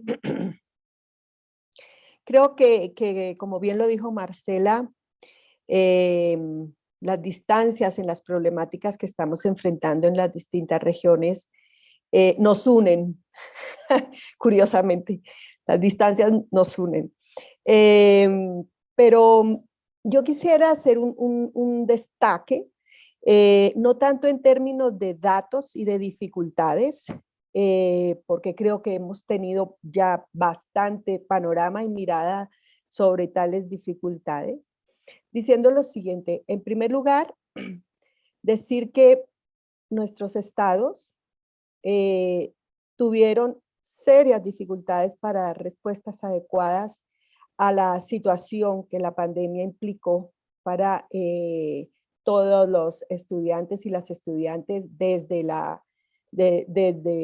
todas las edades, incluidas las personas adultas, las personas privadas de libertad, las personas, digamos, todos aquellos grupos que acceden a ofertas educativas en el campo de la educación de personas jóvenes y adultas, sino que también siguen teniendo dificultades para el retorno, para responder a las exigencias de un retorno a los tránsitos educativos, a los trayectos educativos en las condiciones que esos retornos exigen.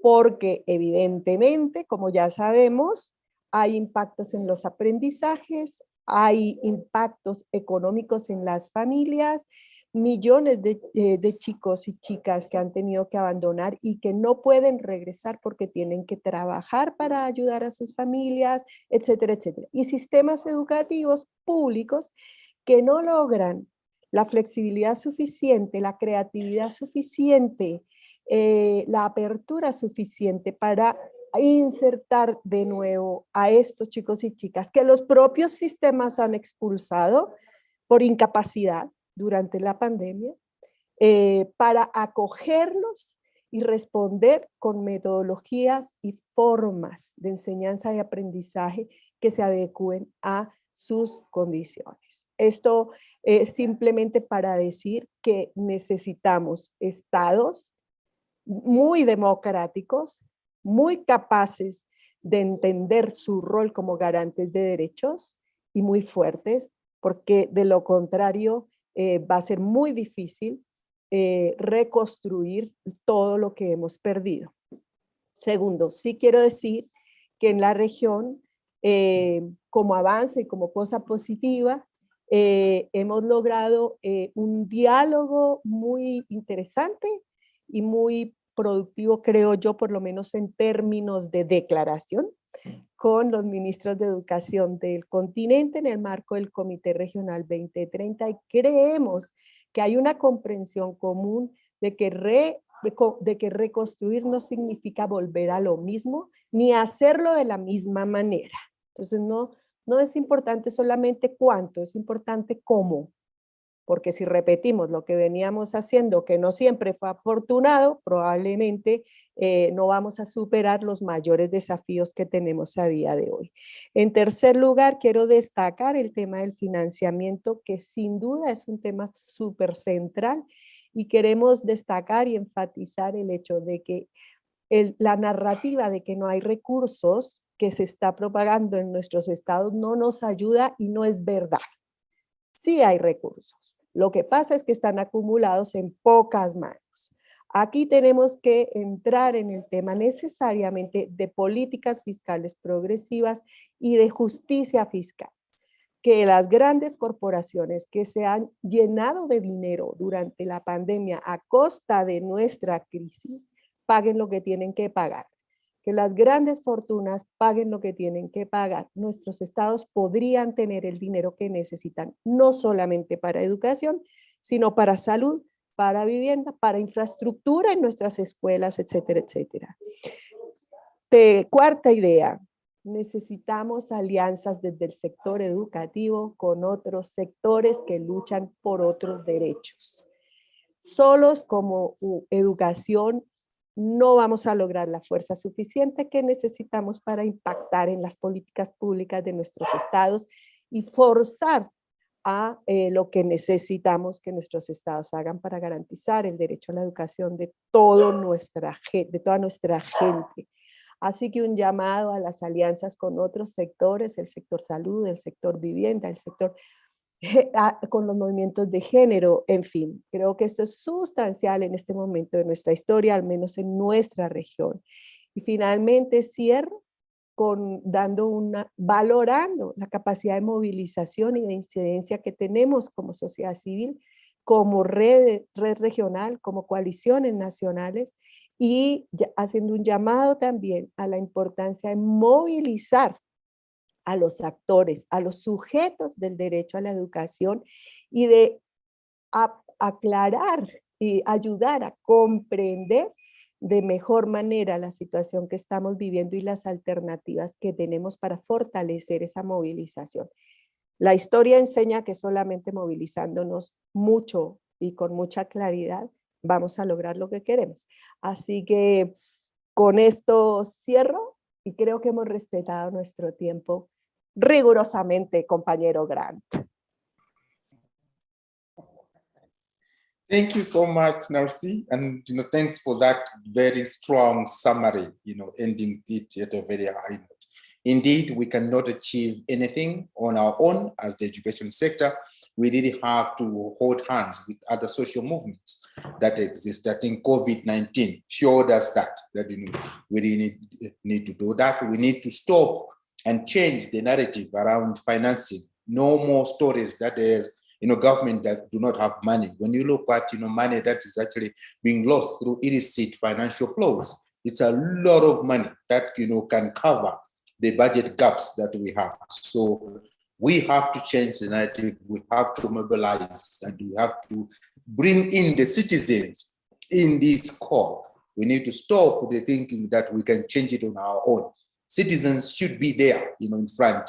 And with COVID now opened up the process, I hope we'll go back to the streets again, that we are going to demand real demands and do real campaigns. So looking forward to that. So thank you so much for that. We'll now move to the Arab region. Now I'll call on Rifat, who is also the GCE president, to give us the spotlight report summary for the Arab region. Over to you, Rifat. You have got 10 minutes.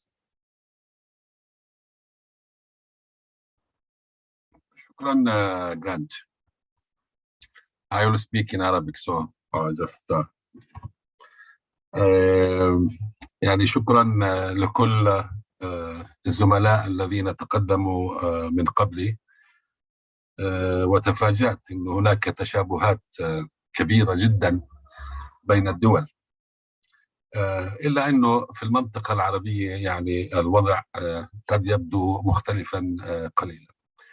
ولكن قبل ذلك دعوني أوضح أن هذه المرة، هذا العام، الحملة العربية للتعليم منذ نهاية 2021 وحتى شهر أبريل 2022 كانت هناك. Just hold on, we seem not to have interpretation, sorry. Sam, can you check? Yeah, Grant, I'm just checking. Give me a second. I can speak in English. Yes, you can continue. Once we have interpretation, then you can go back to Arabic. It's okay now?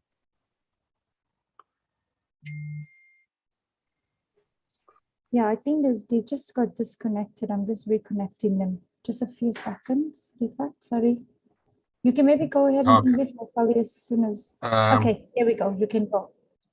يعني لا أعرف إذا تم ترجمة الكلمة من بدايتها، ولكن ما قلت هو أنني تفاجأت أن هناك تشابهات كبيرة وكبيرة جدا بين الدول فيما يتعلق في واقع التعليم وما يدور حول التعليم، وخاصة في الفترة الماضية، إلا أن هناك أكيد بعض الاختلافات بين الدول والمناطق، وتحديدا يعني هناك بعض الاستثناءات في المنطقة العربية سآتي عليها لاحقا. ولكن قبل ذلك أود القول أن خلال هذا العام الحملة العربية للتعليم ذهبت في تدريب مكثف لجميع الائتلافات في المنطقة العربية. هذا التدريب بدأ من نهاية 2021 وحتى أبريل 22، وكان من نتيجة هذا التدريب أن خرجنا ب6 تقارير ظل. الدول التي أنجزت هذه التقارير هي السودان والأردن ولبنان وموريتانيا وتونس والعراق، ولم تنجز باقي الدول التي كانت جزء من التدريب تقريرها لأسباب مختلفة.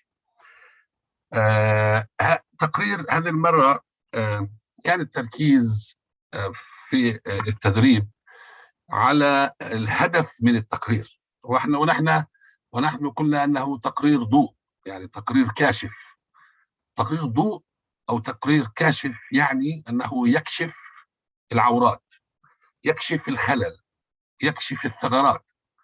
فلا نرى ولا أرى أنا شخصيا أن التقرير الكاشف يجب أن يعيد في طياته ما أنجزته الدولة. هذا مسؤولية الدولة في تقريرها. نعم، التقرير الكاشف أو تقرير الضوء يجب أن يسلط الضوء على التقرير الوطني التي تعده الحكومي، ولكن هدفه بالأساس هو كشف الثغرات من وجهة نظر المجتمع المدني، وأن يكون في صبغة نقدية للتقرير الوطني وليس في صيغة مجاملة.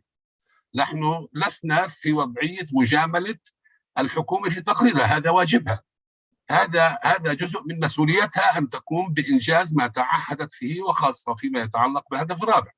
فتقريرنا كمجتمع مدني هو يجب أن يظهر أين يعني وين الثغرات، أين أخفقت الحكومة وما يجب عليها، وتوصيات في هذا الموضوع. وبالتالي هذا ما ذهبنا إليه في المنطقة العربية. ولكن أيضا أود القول أن أيضا اكتشفنا أن المجتمع المدني ليس مؤهلا بشكل كافي أن يعد تقارير كاشفة بشكل محترف. وهذا أيضا من التوصيات التي يعني جاءت، هو أن يتم الاستمرار في بناء قدرات المجتمع المدني. سابقا كنا نذهب إلى التعاقد مع خبير، يقوم هذا الخبير بإعداد التقرير الضوء والتقرير الكاشف ويعطيه إلى الائتلافات ويناقشوا الائتلافات، وهذا هو. الآن ذهبنا بطريقة معاكسة، ذهبنا إلى أن تقوم المؤسسات المجتمع المدني الأعضاء في الائتلافات وفي الحملة العربية للتعليم هي بإعداد مسودات التقرير، تقرير الضوء أو تقرير الكاشف، ويقوم خبير بمراجعة هذه التقارير ومعالجة وتحرير وتدقيق التقرير. بهذه الطريقة يكون من قام بإعداد التقرير بمحتواه ومضمونه هو المؤسسات ذاتها. هذا ما يجب النظر فيه لاحقا كحملة عالمية للتعليم، باستمرار في بناء قدرات الائتلافات في بناء التقرير الضوء، وليس فقط في بناء التقرير الضوء، بل أيضا في كيفية عرض نتائج هذا التقرير أمام كل الجهات اللي إحنا معنيين نصلها، سواء كان من خلال وجودنا في المنتدى السياسي رفيع المستوى في بعض الأحيان، أو من خلال وجودنا في بلادنا من خلال استنهاض الإعلام لمناقشة كل الثغرات اللي جاء فيها التقرير الوطني أو ما أخفقت في تحقيقه الحكومة. في المنطقة العربية هناك يأتي هذا العمل، هذه التقارير في سياق 3 قضايا أساسية. القضية الأولى إنه المنطقة المنطقة تعيش حالة من الصراعات الدموية. يعني يأتي عمل التقارير في سياق سياسي سيء، في سياق منطقة تعج بالصراعات، بل يعني بالصراعات والتناقضات والحروب الأهلية. ويعني هذا من أكثر العوامل الذي يؤثر على صعوبة إنفاذ الحق في التعليم.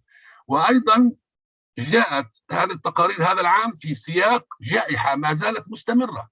الجائحة لم تتوقف. الآن نحن اليوم في الموجة السابعة، بمعنى ما زلنا في سياق أيضا الحدث الثاني أي الجائحة، والتي ممكن أن تتطور، وبالتالي تبقي حالة التحديات والمشاكل التي عانيناها خلال السنوات الأخيرة قائمة بحد ذاتها وماثلة أمام إحقاق وتنفيذ الحق في التعليم. والقضية الثالثة هي الحوكمة، والذي تطرق لها بعض الزملاء، بحيث أنه نحن أيضا لا زلنا نعيش في مناطق لا ديمقراطية، في مناطق أيضا يعيث فيها الفساد، في مناطق أيضا لا زالت هناك في ضعف في المناعة الإدارية والحوكمية في المؤسسات الرسمية وحتى وغير الرسمية. وبالتالي بناء على هذه ال3 معطيات تجد أن معظم التقارير العربية هي متشابهة في مضامينها وفي تشخيصاتها وفي حتى توصياتها. من أهم المشاكل اللي يعني كل التقارير اتفقت عليها هي مشاكل تكافؤ الفرص. وبالتالي الجائحة والصراعات والأزمات هي تظهر هذه القضية بجلاء. هي موجودة أصلا، ولكن الأزمات سواء كانت الجائحة أو التناقضات أو الصراعات الموجودة في المنطقة أظهرت هذه القضية بشكل واضح. وبالتالي في هناك مناطق قد لا يصلها الخدمات الحكومية بشكل نهائي، وإذا وصلتها بتصلها بشكل خفيف جدا. وأيضا في قضية أخرى تم الاتفاق عليها بين كل التقارير، وأن هناك في ضعف في المخرجات الاجتماعية لأنظمة التعليم، بمعنى وهذا لا يذكر عادة في التقارير الوطنية. يعني عندما نتحدث عن المواطنة، عندما نتحدث عن التسامح، عندما نتحدث عن الحوار، عندما نتحدث عن الجندر، عن المساواة أو الإنصاف، هذا لا يظهر بشكل واضح جدا في التقارير الوطنية، وإن يظهر بصيغة الإنجاز. ولا يوجد هناك مؤشرات على مدى إنجاز المخرجات الاجتماعية، الجوانب الاجتماعية للتعليم التي يناضل من أجلها المجتمع المدني، وإنما يظهر أكثر قضايا التحصيل الأكاديمي، وخاصة فيما يتعلق في الرياضيات والعلوم وما إلى ذلك. وأيضا أظهرت التقارير مشكلة التمويل. مشكلة التمويل هي مشكلة قائمة تتراوح يعني حدتها بين دولة وأخرى، ولكن هذه المشكلة عامة، بمعنى أنه التمويل غير كافي. وهذا يعني حتى لو وصل ل 20%، حتى لو وصل ل 15% من 15 ل 20، أو حتى لو وصل ل 20% من الموازنة الحكومية، وصل 6% من الدخل القومي لبلدان فيها موازنات ضعيفة، هذا لا يعني شيء. لا زالت أيضا المشكلة اللي تحدثوا عنها الكل، وأيضا المنطقة العربية، مشكلة وضعية المعلمين.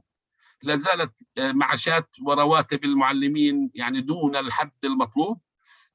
الحياة المعيشية للمعلمين سيئة جدا، وبالتالي مهما طورت في المدارس وفي المناهج وعندك مدرس محبط، هذا لا يساعد في تحسين جودة التعليم، بمعنى أن المدرسين لا زالوا في وضعية يعني لا تؤهلهم في لعب دور يعني جاد في موضوع تحسين جودة التعليم، نظرا للأوضاع المعيشية الصعبة التي يعيشوها. في المنطقة العربية هناك بعض البلدان مثل اليمن لا يعني لا يحصل المعلمين على رواتب، وهناك عمليا تراجع في دور المدرسة في موضوع التغيير الاجتماعي. هناك أيضا كما تحدثنا أيضا في ضعف في كفاءات المدرسين وضعف في المدخلات والأدوات، يعني كل المدخلات المدرسة هي ضعيفة، وبالتالي المخرجات بتكون ضعيفة كما ذكرت التقارير. وأيضا هناك إشكالية في انتشار حالة الفساد في البلدان، وهذا ما يؤثر أيضا على قدرة على توفير تمويل، خاصة عندما نتحدث عن التمويل المحلي. ومن التوصيات التي يعني خرج بها معظم التقارير أنه بالضرورة يكون في هناك هيكلة للإنفاق التعليمي بما فيها وجود نظام ضريبي عادل، ضرورة وجود المساءلة الاجتماعية للحكومة فيما يتعلق في التعليم. وأيضا من التوصيات هي بضرورة وضع خطة استراتيجية لما يسمى بالتعليم عن بعد لضمان وصول التعليم لجميع الأفراد والمناطق. أيضا بالضرورة أنه يكون في هناك خطط تأخذ بعين الاعتبار المتغيرات المحلية والإقليمية والدولية، وخاصة في مجال المهارات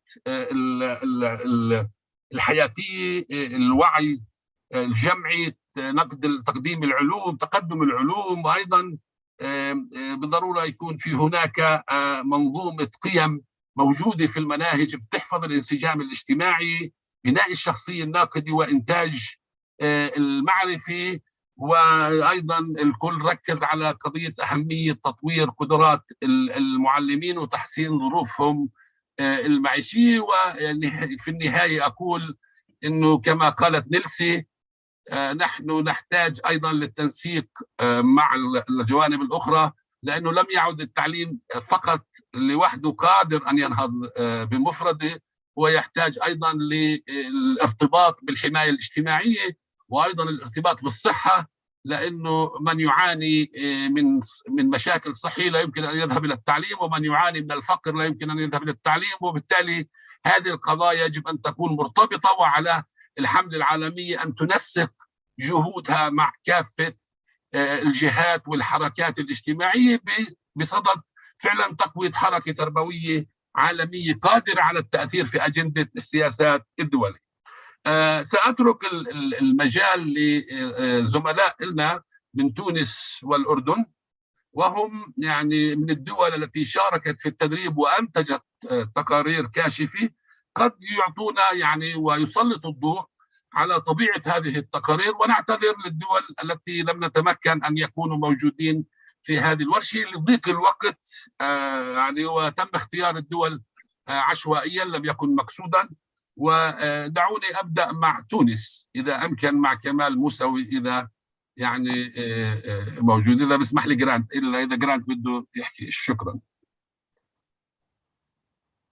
مرحبا رفعت. تفضل يا كمال. مرحبا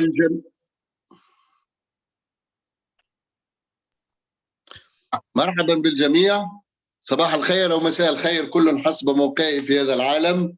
أنا كمال ميساوي من الائتلاف التربوي التونسي، أنا سعيد بلقائكم. نحن في الائتلاف التربوي التونسي قمنا بإعداد تقرير كاشف بعد تدريب مكثف من الحملة العربية للتعليم. كمان بس بطئ مشان الترجمة، لأنه مشان الحكي ترجمة. أعيد.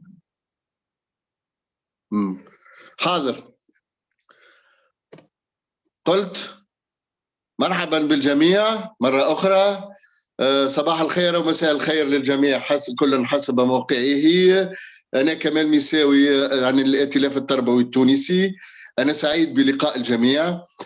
نحن في الائتلاف التربوي التونسي قمنا بإعداد تقرير بعد تدريب مكثف من الحملة العربية للتعليم، ساعدتنا كثيرا ووجهتنا في إنجاز هذا التقرير. وقد انتهينا في هذا التقرير إلى أن المنظومة التربوية العمومية في تونس تشكو من إخلالات عديدة وربما أهم هذه الإخلالات اهتراء المنظومة وتآكلها من حيث المناهج والمحتويات.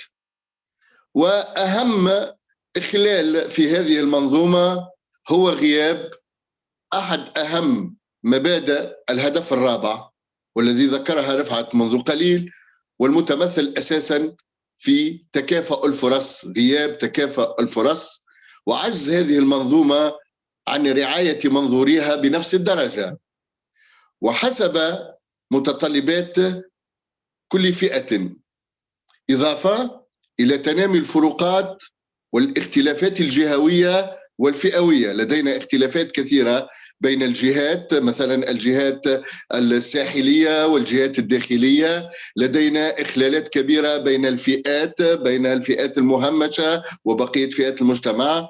هذا كله في مستوى جودة التعليم. وتراجع أهم كذلك الإخلالات، تراجع دور المدرسة على لعب دور المصعد الاجتماعي. أن المدرسة التونسية كانت تمثل في سنوات خلت أحد أهم المصاعد الاجتماعية، ذلك أن المتخرج من هذه المدرسة يضمن مكانا له في سوق الشغل. تراجع هذا الدور وتراجع دور المصعد الاجتماعي بالنسبة للمدرسة التونسية. إلا أن اللافت أنه في مستوى التعامل مع ظاهرة الأمية نجد تقلص في السنوات الأخيرة. هناك جهد كبير بذلته الحكومات من أجل التقليص من الأمية، ولكن في السنوات الأخيرة نجد تراجع نحو الأمية، ذلك أن بعض المؤشرات توحي بعودة نسق الأمية إلى الارتفاع، نظرا لأنه كثرة التسرب والانقطاع المدرسي ويؤدي بضرورة إلى العودة إلى هذه الأمية. ربما من أهم القضايا التي تعاني منها المنظومة التربوية التونسية والتي استمعت إلى الجميع تقريبا يشترك فيها جميع البلدان هي تراجع الدولة عن تمويل التعليم وتخصيص ما يلزمه من موارد مالية، نظرا للتوجه الاقتصادي الذي تسلكه الحكومات المتعاقبة قبل الثورة وبعدها. أن هذه القضية سمعت تقريبا كل المتدخلين أكدوا على أن من أهم المشاكل التعليم هو تراجع التمويل العمومي.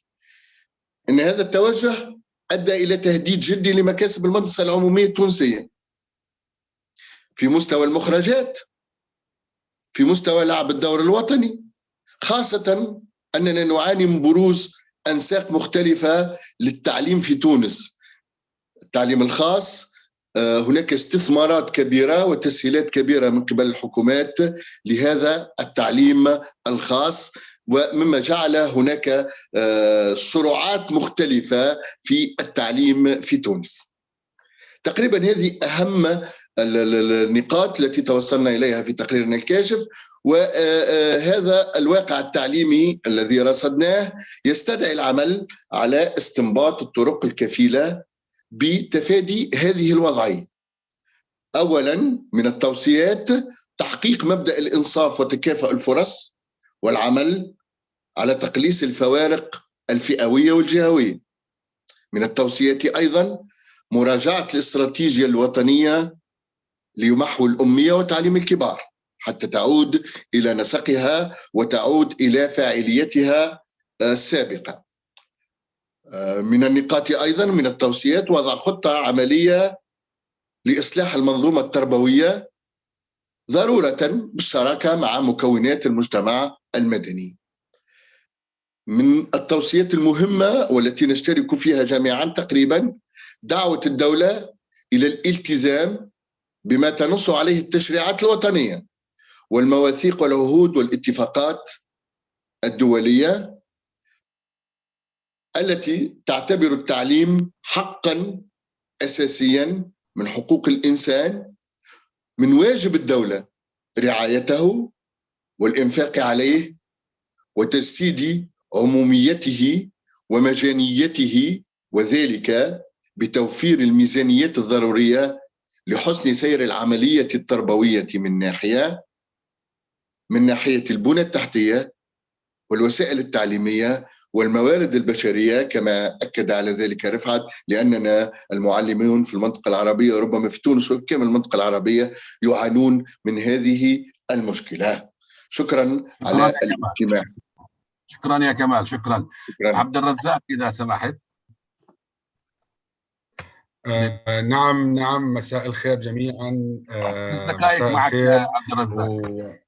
أكيد نعم 5 دقائق. نعم يعني في البداية إحنا كالائتلاف الأردني للتعليم وبعد دورة يعني تم تنفيذها من الحملة العربية للتعليم قمنا بإعداد تقرير كاشف فيما يتعلق بواقع التعليم في الأردن.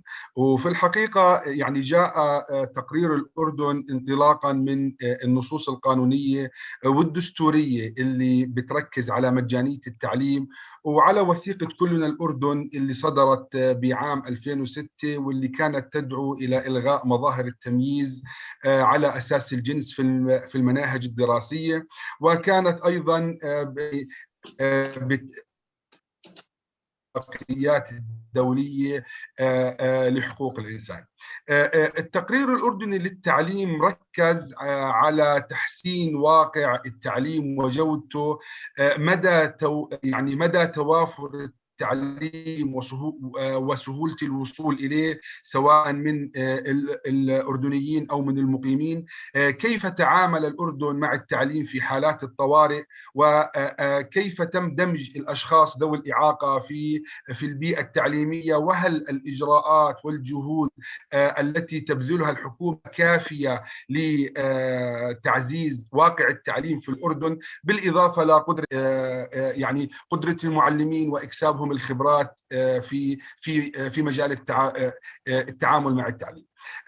من أهم التحديات اللي يعني توصل إلها التحالف الأردني للتعليم إنه لا بد من تعديل التشريعات التعليمية اللي موجودة بالأردن لتتلائم مع الاتفاقيات الدولية وتحديدا اتفاقية حقوق الطفل. كذلك الأمر لا بد يعني قلة الموارد المالية اللي بتدعم التعليم واللي تجعله ذو كفاءة عالية وتجعل التعليم دامج. بالإضافة إلى أنه يعني هناك حاجة لتفعيل القوانين والأنظمة اللي بتتعلق بحق التعليم لذوي الإعاقة. مسموع؟ كمل عبد الرزاق. أوكي. أيضا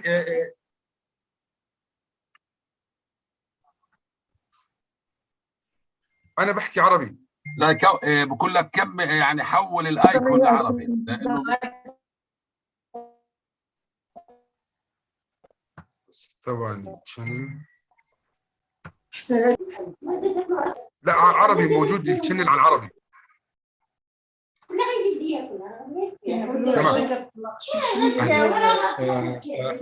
ايضا من التحديات يعني اللي حاول يعالجها التقرير الاردني اللي هي الحاجه الماسه لوجود نظام متابعه وتقييم للعمليه التعليميه، وخلينا نحكي للتعليم الدامج.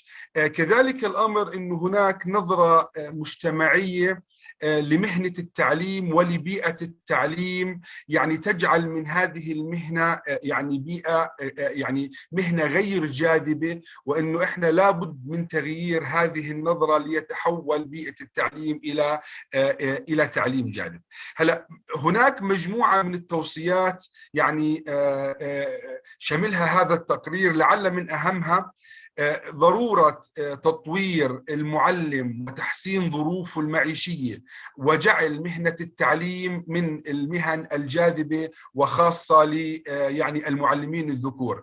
لابد أيضا من مراجعة قانون التربية والتعليم حتى يتماشى هذا القانون مع المعاهدات الدولية ومع الاتفاقيات الدولية. كذلك الأمر لا بد من أن يتوجه الأردن نحو التعليم المهني وإلى التربية المهنية. أي نعم يعني هناك يعني هناك إجراءات حكومية إلى التعليم المهني، ولكن لا زالت هذه الإجراءات غير كافية، ويجب على يعني الجهات المعنية تطوير وتدريب المعلمين في هذا المجال. فيما يتعلق بالإنفاق، يعني من أهم التوصيات التي تقدم بها التحالف الأردني للتعليم ضرورة تخصيص 6% من الناتج المحلي الإجمالي و20% من الموازنات الوطنية، وأن تخصص هذه الأموال لغاية التعليم. لابد أيضا من تطوير التعليم خلال الأزمات، يعني وهذا ما لاحظناه خلال جائحة كورونا، بحيث أنه يكون هناك عندنا منظومة تعليمية قادرة على التعامل مع التعليم في حالات الأزمات، وتفادي يعني آثار هذا التعليم من خلال يعني إدماج التعليم خلال الأزمات في الاستراتيجيات الوطنية للتعليم، ومن خلال تدريب المعلمين أيضا حتى يكونوا قادرين يعني على تقديم التعليم خلال هذه الجائحة. شكرا يا عبد الرزاق. في النهايه تسمح لي استاذ بس اخر نقطه. تفضل. في النهايه انه احنا بدنا يعني من ضمن التوصيات اللي هي ضروره التركيز على التعليم الفردي والتعليم في يعني وانتاج المعرفه وحل المشكلات واكساب الطلبه المهارات الحياتيه المناسبه. في النهايه يعني انا بشكركم لاتاحه هاي الفرصه للائتلاف الاردني للتعليم لعرض تقريره. شكرا يا عبد الرزاق. شكرا يا عبد الرزاق. شكرا. To you, Grant. Thank you. Okay, thank you so much for that presentation. That is really appreciated, and thanks to all our presenters. We are running out of time, but we can't end without giving people the opportunity to ask a question. So we'll allow that for 5 minutes, if you can allow that, participants. So we will open up the floor for those that have got burning questions, bearing in mind that whatever has been shared here, it will also be shared, in writing, so that, you can make your inputs and comments. But, we don't want to end this without giving you the opportunity to ask your question. Not a statement, but a question, so that, our panelists and participants would actually respond. I see 2 hands that have been raised. I'm not sure whether those were you would want to speak. They are all in Arabic. Rifat, if you can help me.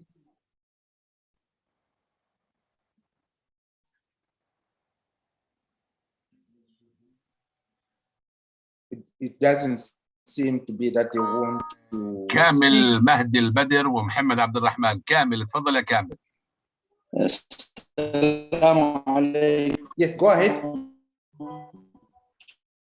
شكرا جزيلا.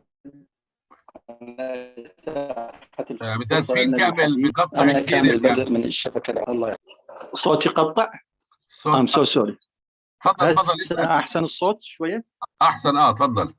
أوكي، شكرا جزيلا. بالحقيقة آسف حتى لا أطيل عليكم. يعني بالبداية نقدم شكرنا على القائمين على هذا النشاط وما قدمت الدورة التدريبية من معلومات قيمة لنا في مجال إعداد التقارير. طبعا الشبكة العراقية بدأت بموضوع إعداد التقرير، وصلنا إلى نتائج يعني جيدة، بس ما سمحت لنا الفرصة أنه نقدمها. مع هذا أريد أسلط الضوء على نقطة قد يتميز بها وضع العراق. كل المشاكل اللي طرحوها الإخوان في الأردن وفي تونس وفي بعض البلدان العربية تكاد تكون متشابهة، من قلة التمويل إلى المشكلة اللي عندنا هي ما تعاني من عند المناطق المحررة من تنظيم داعش، اللي هي الموصل، نينوى وبالأخص يعني قرى الموصل وما تعرض له الأخوة الأزيدية. يعني موضوع يجب أن نشخصه في مجال التربية والتعليم وتأثير داعش على تعليم الأطفال. يعني لحد الآن لا يزال هناك أكثر من 400 طفل من الأزيديين من الشبك مخطوف، البعض من عندهم مفقود الهويته، البعض من عندهم تم تجنيده وتعليمه وتدريبه بأفكار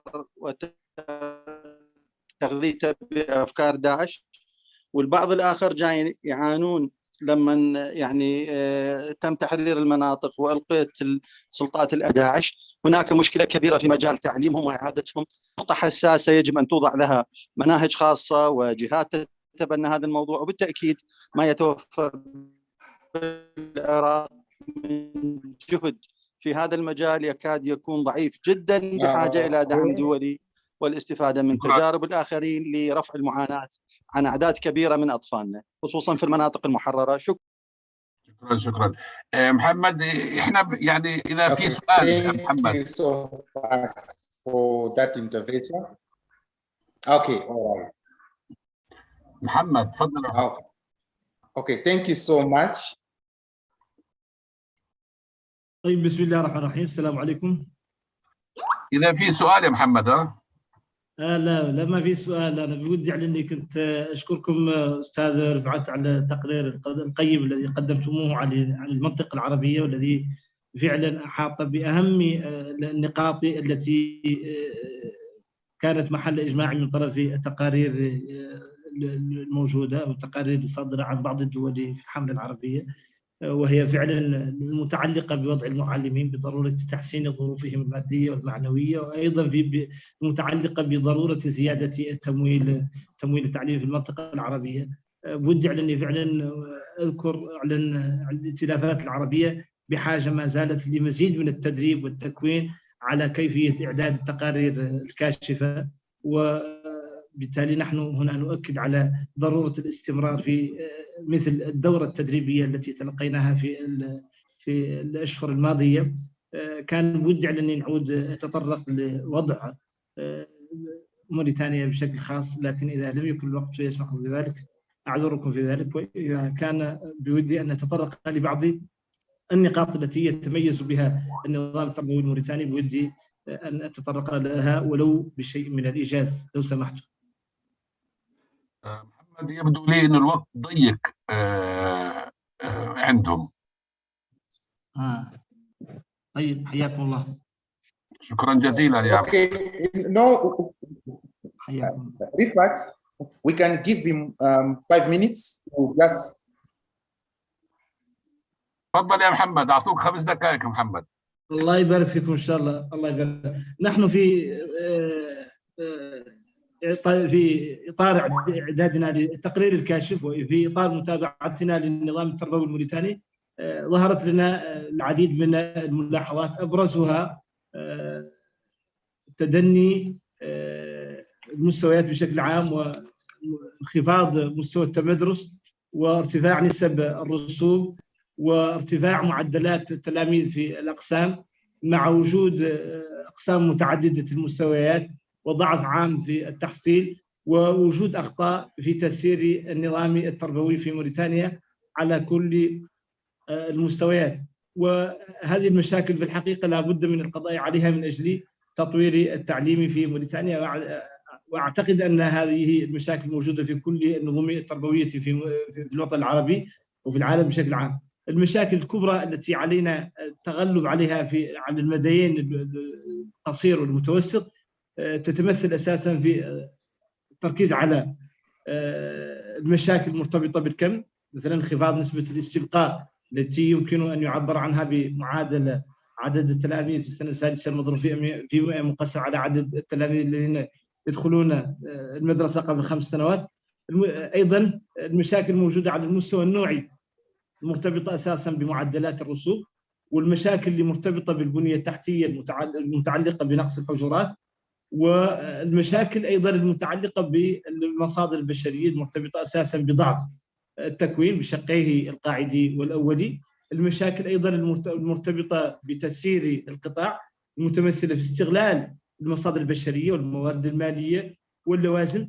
إذن هذه المشاكل كلها تعيق النظم التربوية، ولا بد للأنظمة الحاكمة من التركيز عليها في المديين القصير والمتوسط لمعالجة الاختلالات الكبرى الموجودة في التعليم. بكل تأكيد وإيجاد حلول لهذه المشاكل سيضمن أو سيكون أساسا لا بد. تسمعني؟ السلام عليكم. Okay. لما All أعود right. أسمع الصوت. Thank you so much for that intervention. It is very much appreciated. I think, we can all see that, the situations are more similar. There is not much difference from region to region. We are all working on the very same situations. And I think, there is a comment that came into the chat box on partnerships that, we cannot necessarily achieve SDG for ourselves. We need to develop strong partnerships with, other players. And that comment came from, I hope I will pronounce the name very well, Nasibakon, Ganive, and also Solange made that comment. Can I just give each one of you 2 minutes each, to just, clarify how do you think, we can establish that partnership? There is Adam. Adam, you want to speak, Grant? Yes, I've noted him, but let me start with Nesbakon and Solange, then I'll hand over to Adam. Si je peux commencer, Grant, je pense que en tant qu'activiste de la société civile dans le secteur de l'éducation, et comme certains l'ont dit aussi, nous ne pouvons pas tout seuls réaliser les ODD. Nous savons la centralité de l'éducation, mais dans le contexte où nous sommes, la santé est également importante. Les questions liées à la justice fiscale sont importantes pour le plaidoyer que nous menons dans le domaine du financement de l'éducation. Donc, je pense qu'il est vraiment important qu'en tant qu'organisation de la société civile, nous puissions nouer des alliances avec les autres organisations de la société civile qui sont thématiques, que ce soit les questions de justice fiscale, que ce soit les questions de services publics en général, parce que l'éducation, la santé, l'assainissement, l'eau, l'électricité, l'agriculture, tout cela importe si nous voulons vraiment arriver à atteindre nos objectifs. Et nous savons que l'agenda de développement durable a été conçu comme un agenda intégré. Les objectifs sont interdépendants et on ne peut pas atteindre l'un sans l'autre, comme un seul pays ne peut pas l'atteindre et dire qu'il y est arrivé et pas les autres. Donc, c'est ce que je peux donner comme réflexion. Merci. Thank you so much, Solange, for that intervention.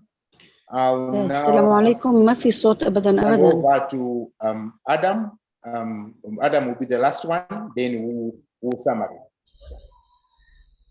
شكرا جزيلا سيد جرانت على حسن القائم هذا الاجتماع، وأشكر على القائمين هذا الاجتماع.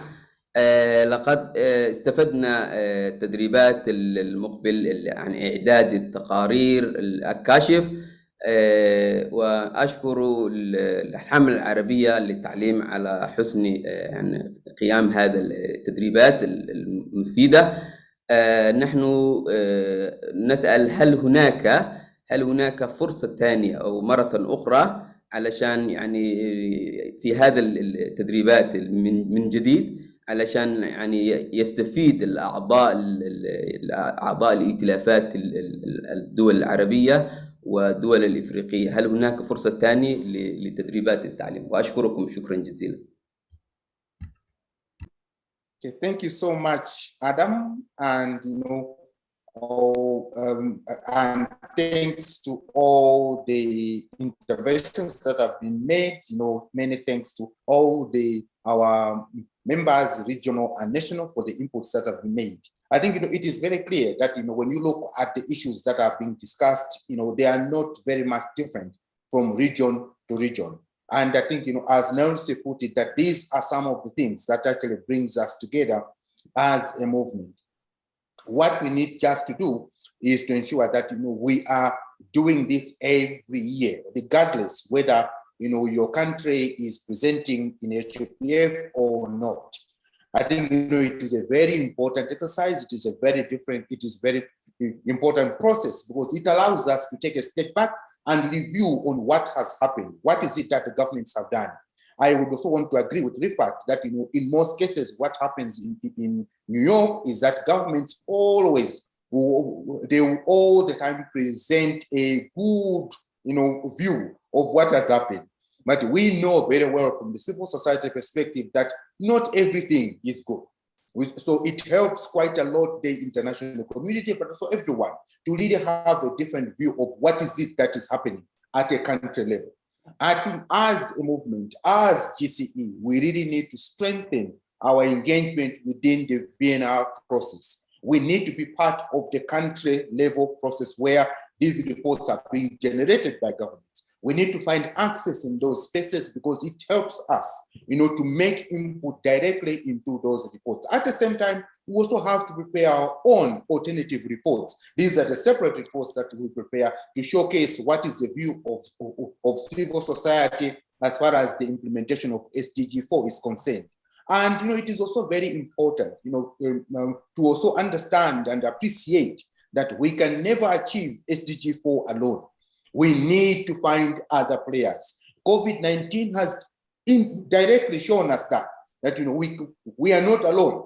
We need to work together with other social movements, be it in health, in women's rights, in youth, and all these other sectors, so that really we can achieve all the SDG goals together. Education is not necessarily something on the side. It is something that can actually help, or the achievement of SDG 4 or SDGs as a whole. It is very important that we raise that, banner, we raise that voice within the movement. And lastly, we will work together with the regional networks, with all the GCE members, so that we can make this process, these discussions we are having, that they be as robust as they can, by ensuring that there are more people, there are more national coalitions that are making these type of presentations. We will ensure that resources are available to ensure that reports are prepared, and that we should be able to use them in your advocacy. Let's strengthen our advocacy. Let's strengthen our campaign in everything else that we're doing, because things are now opening up. It's time for us now to rise up. I hope that there will be time when we are not going to rely on Zoom, but that we are all going to be in the streets. We are all going to be raising the banner as we have done. We have lost a lot of grounds through Zoom. Our engagement with governments have kind of regressed. It's now time to regain those positions as civil society. And let us not forget to bring the citizens with us. The voice is always with the citizens. We are just enablers. We are just there to provide capacity so that they can call on their government, so that we can all realize education for all together. I want to thank all the speakers. I want to thank all, everyone who represented, and all the reports that have been presented here. They will be available and they will be shared. I will just hand over to Pumza, just for the last issues in terms of where to from here. What should we expect? Over to you, Pumza.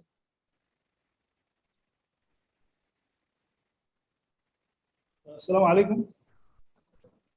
Sorry. Hello. Yes. Thank you, Grant.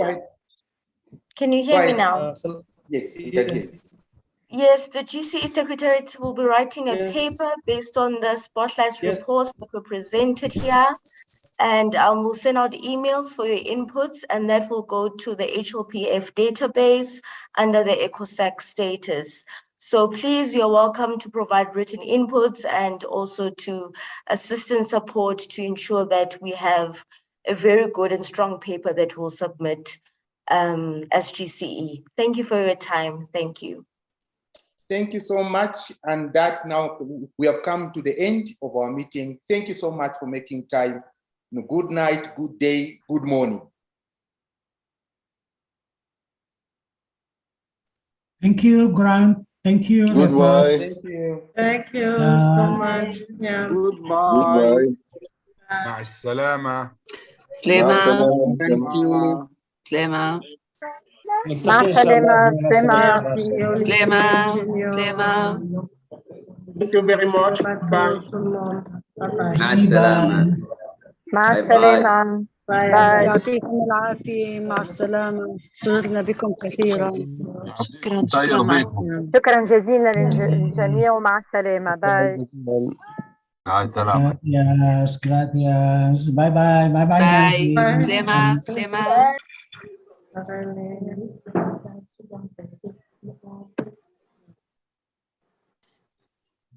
مع السلامة.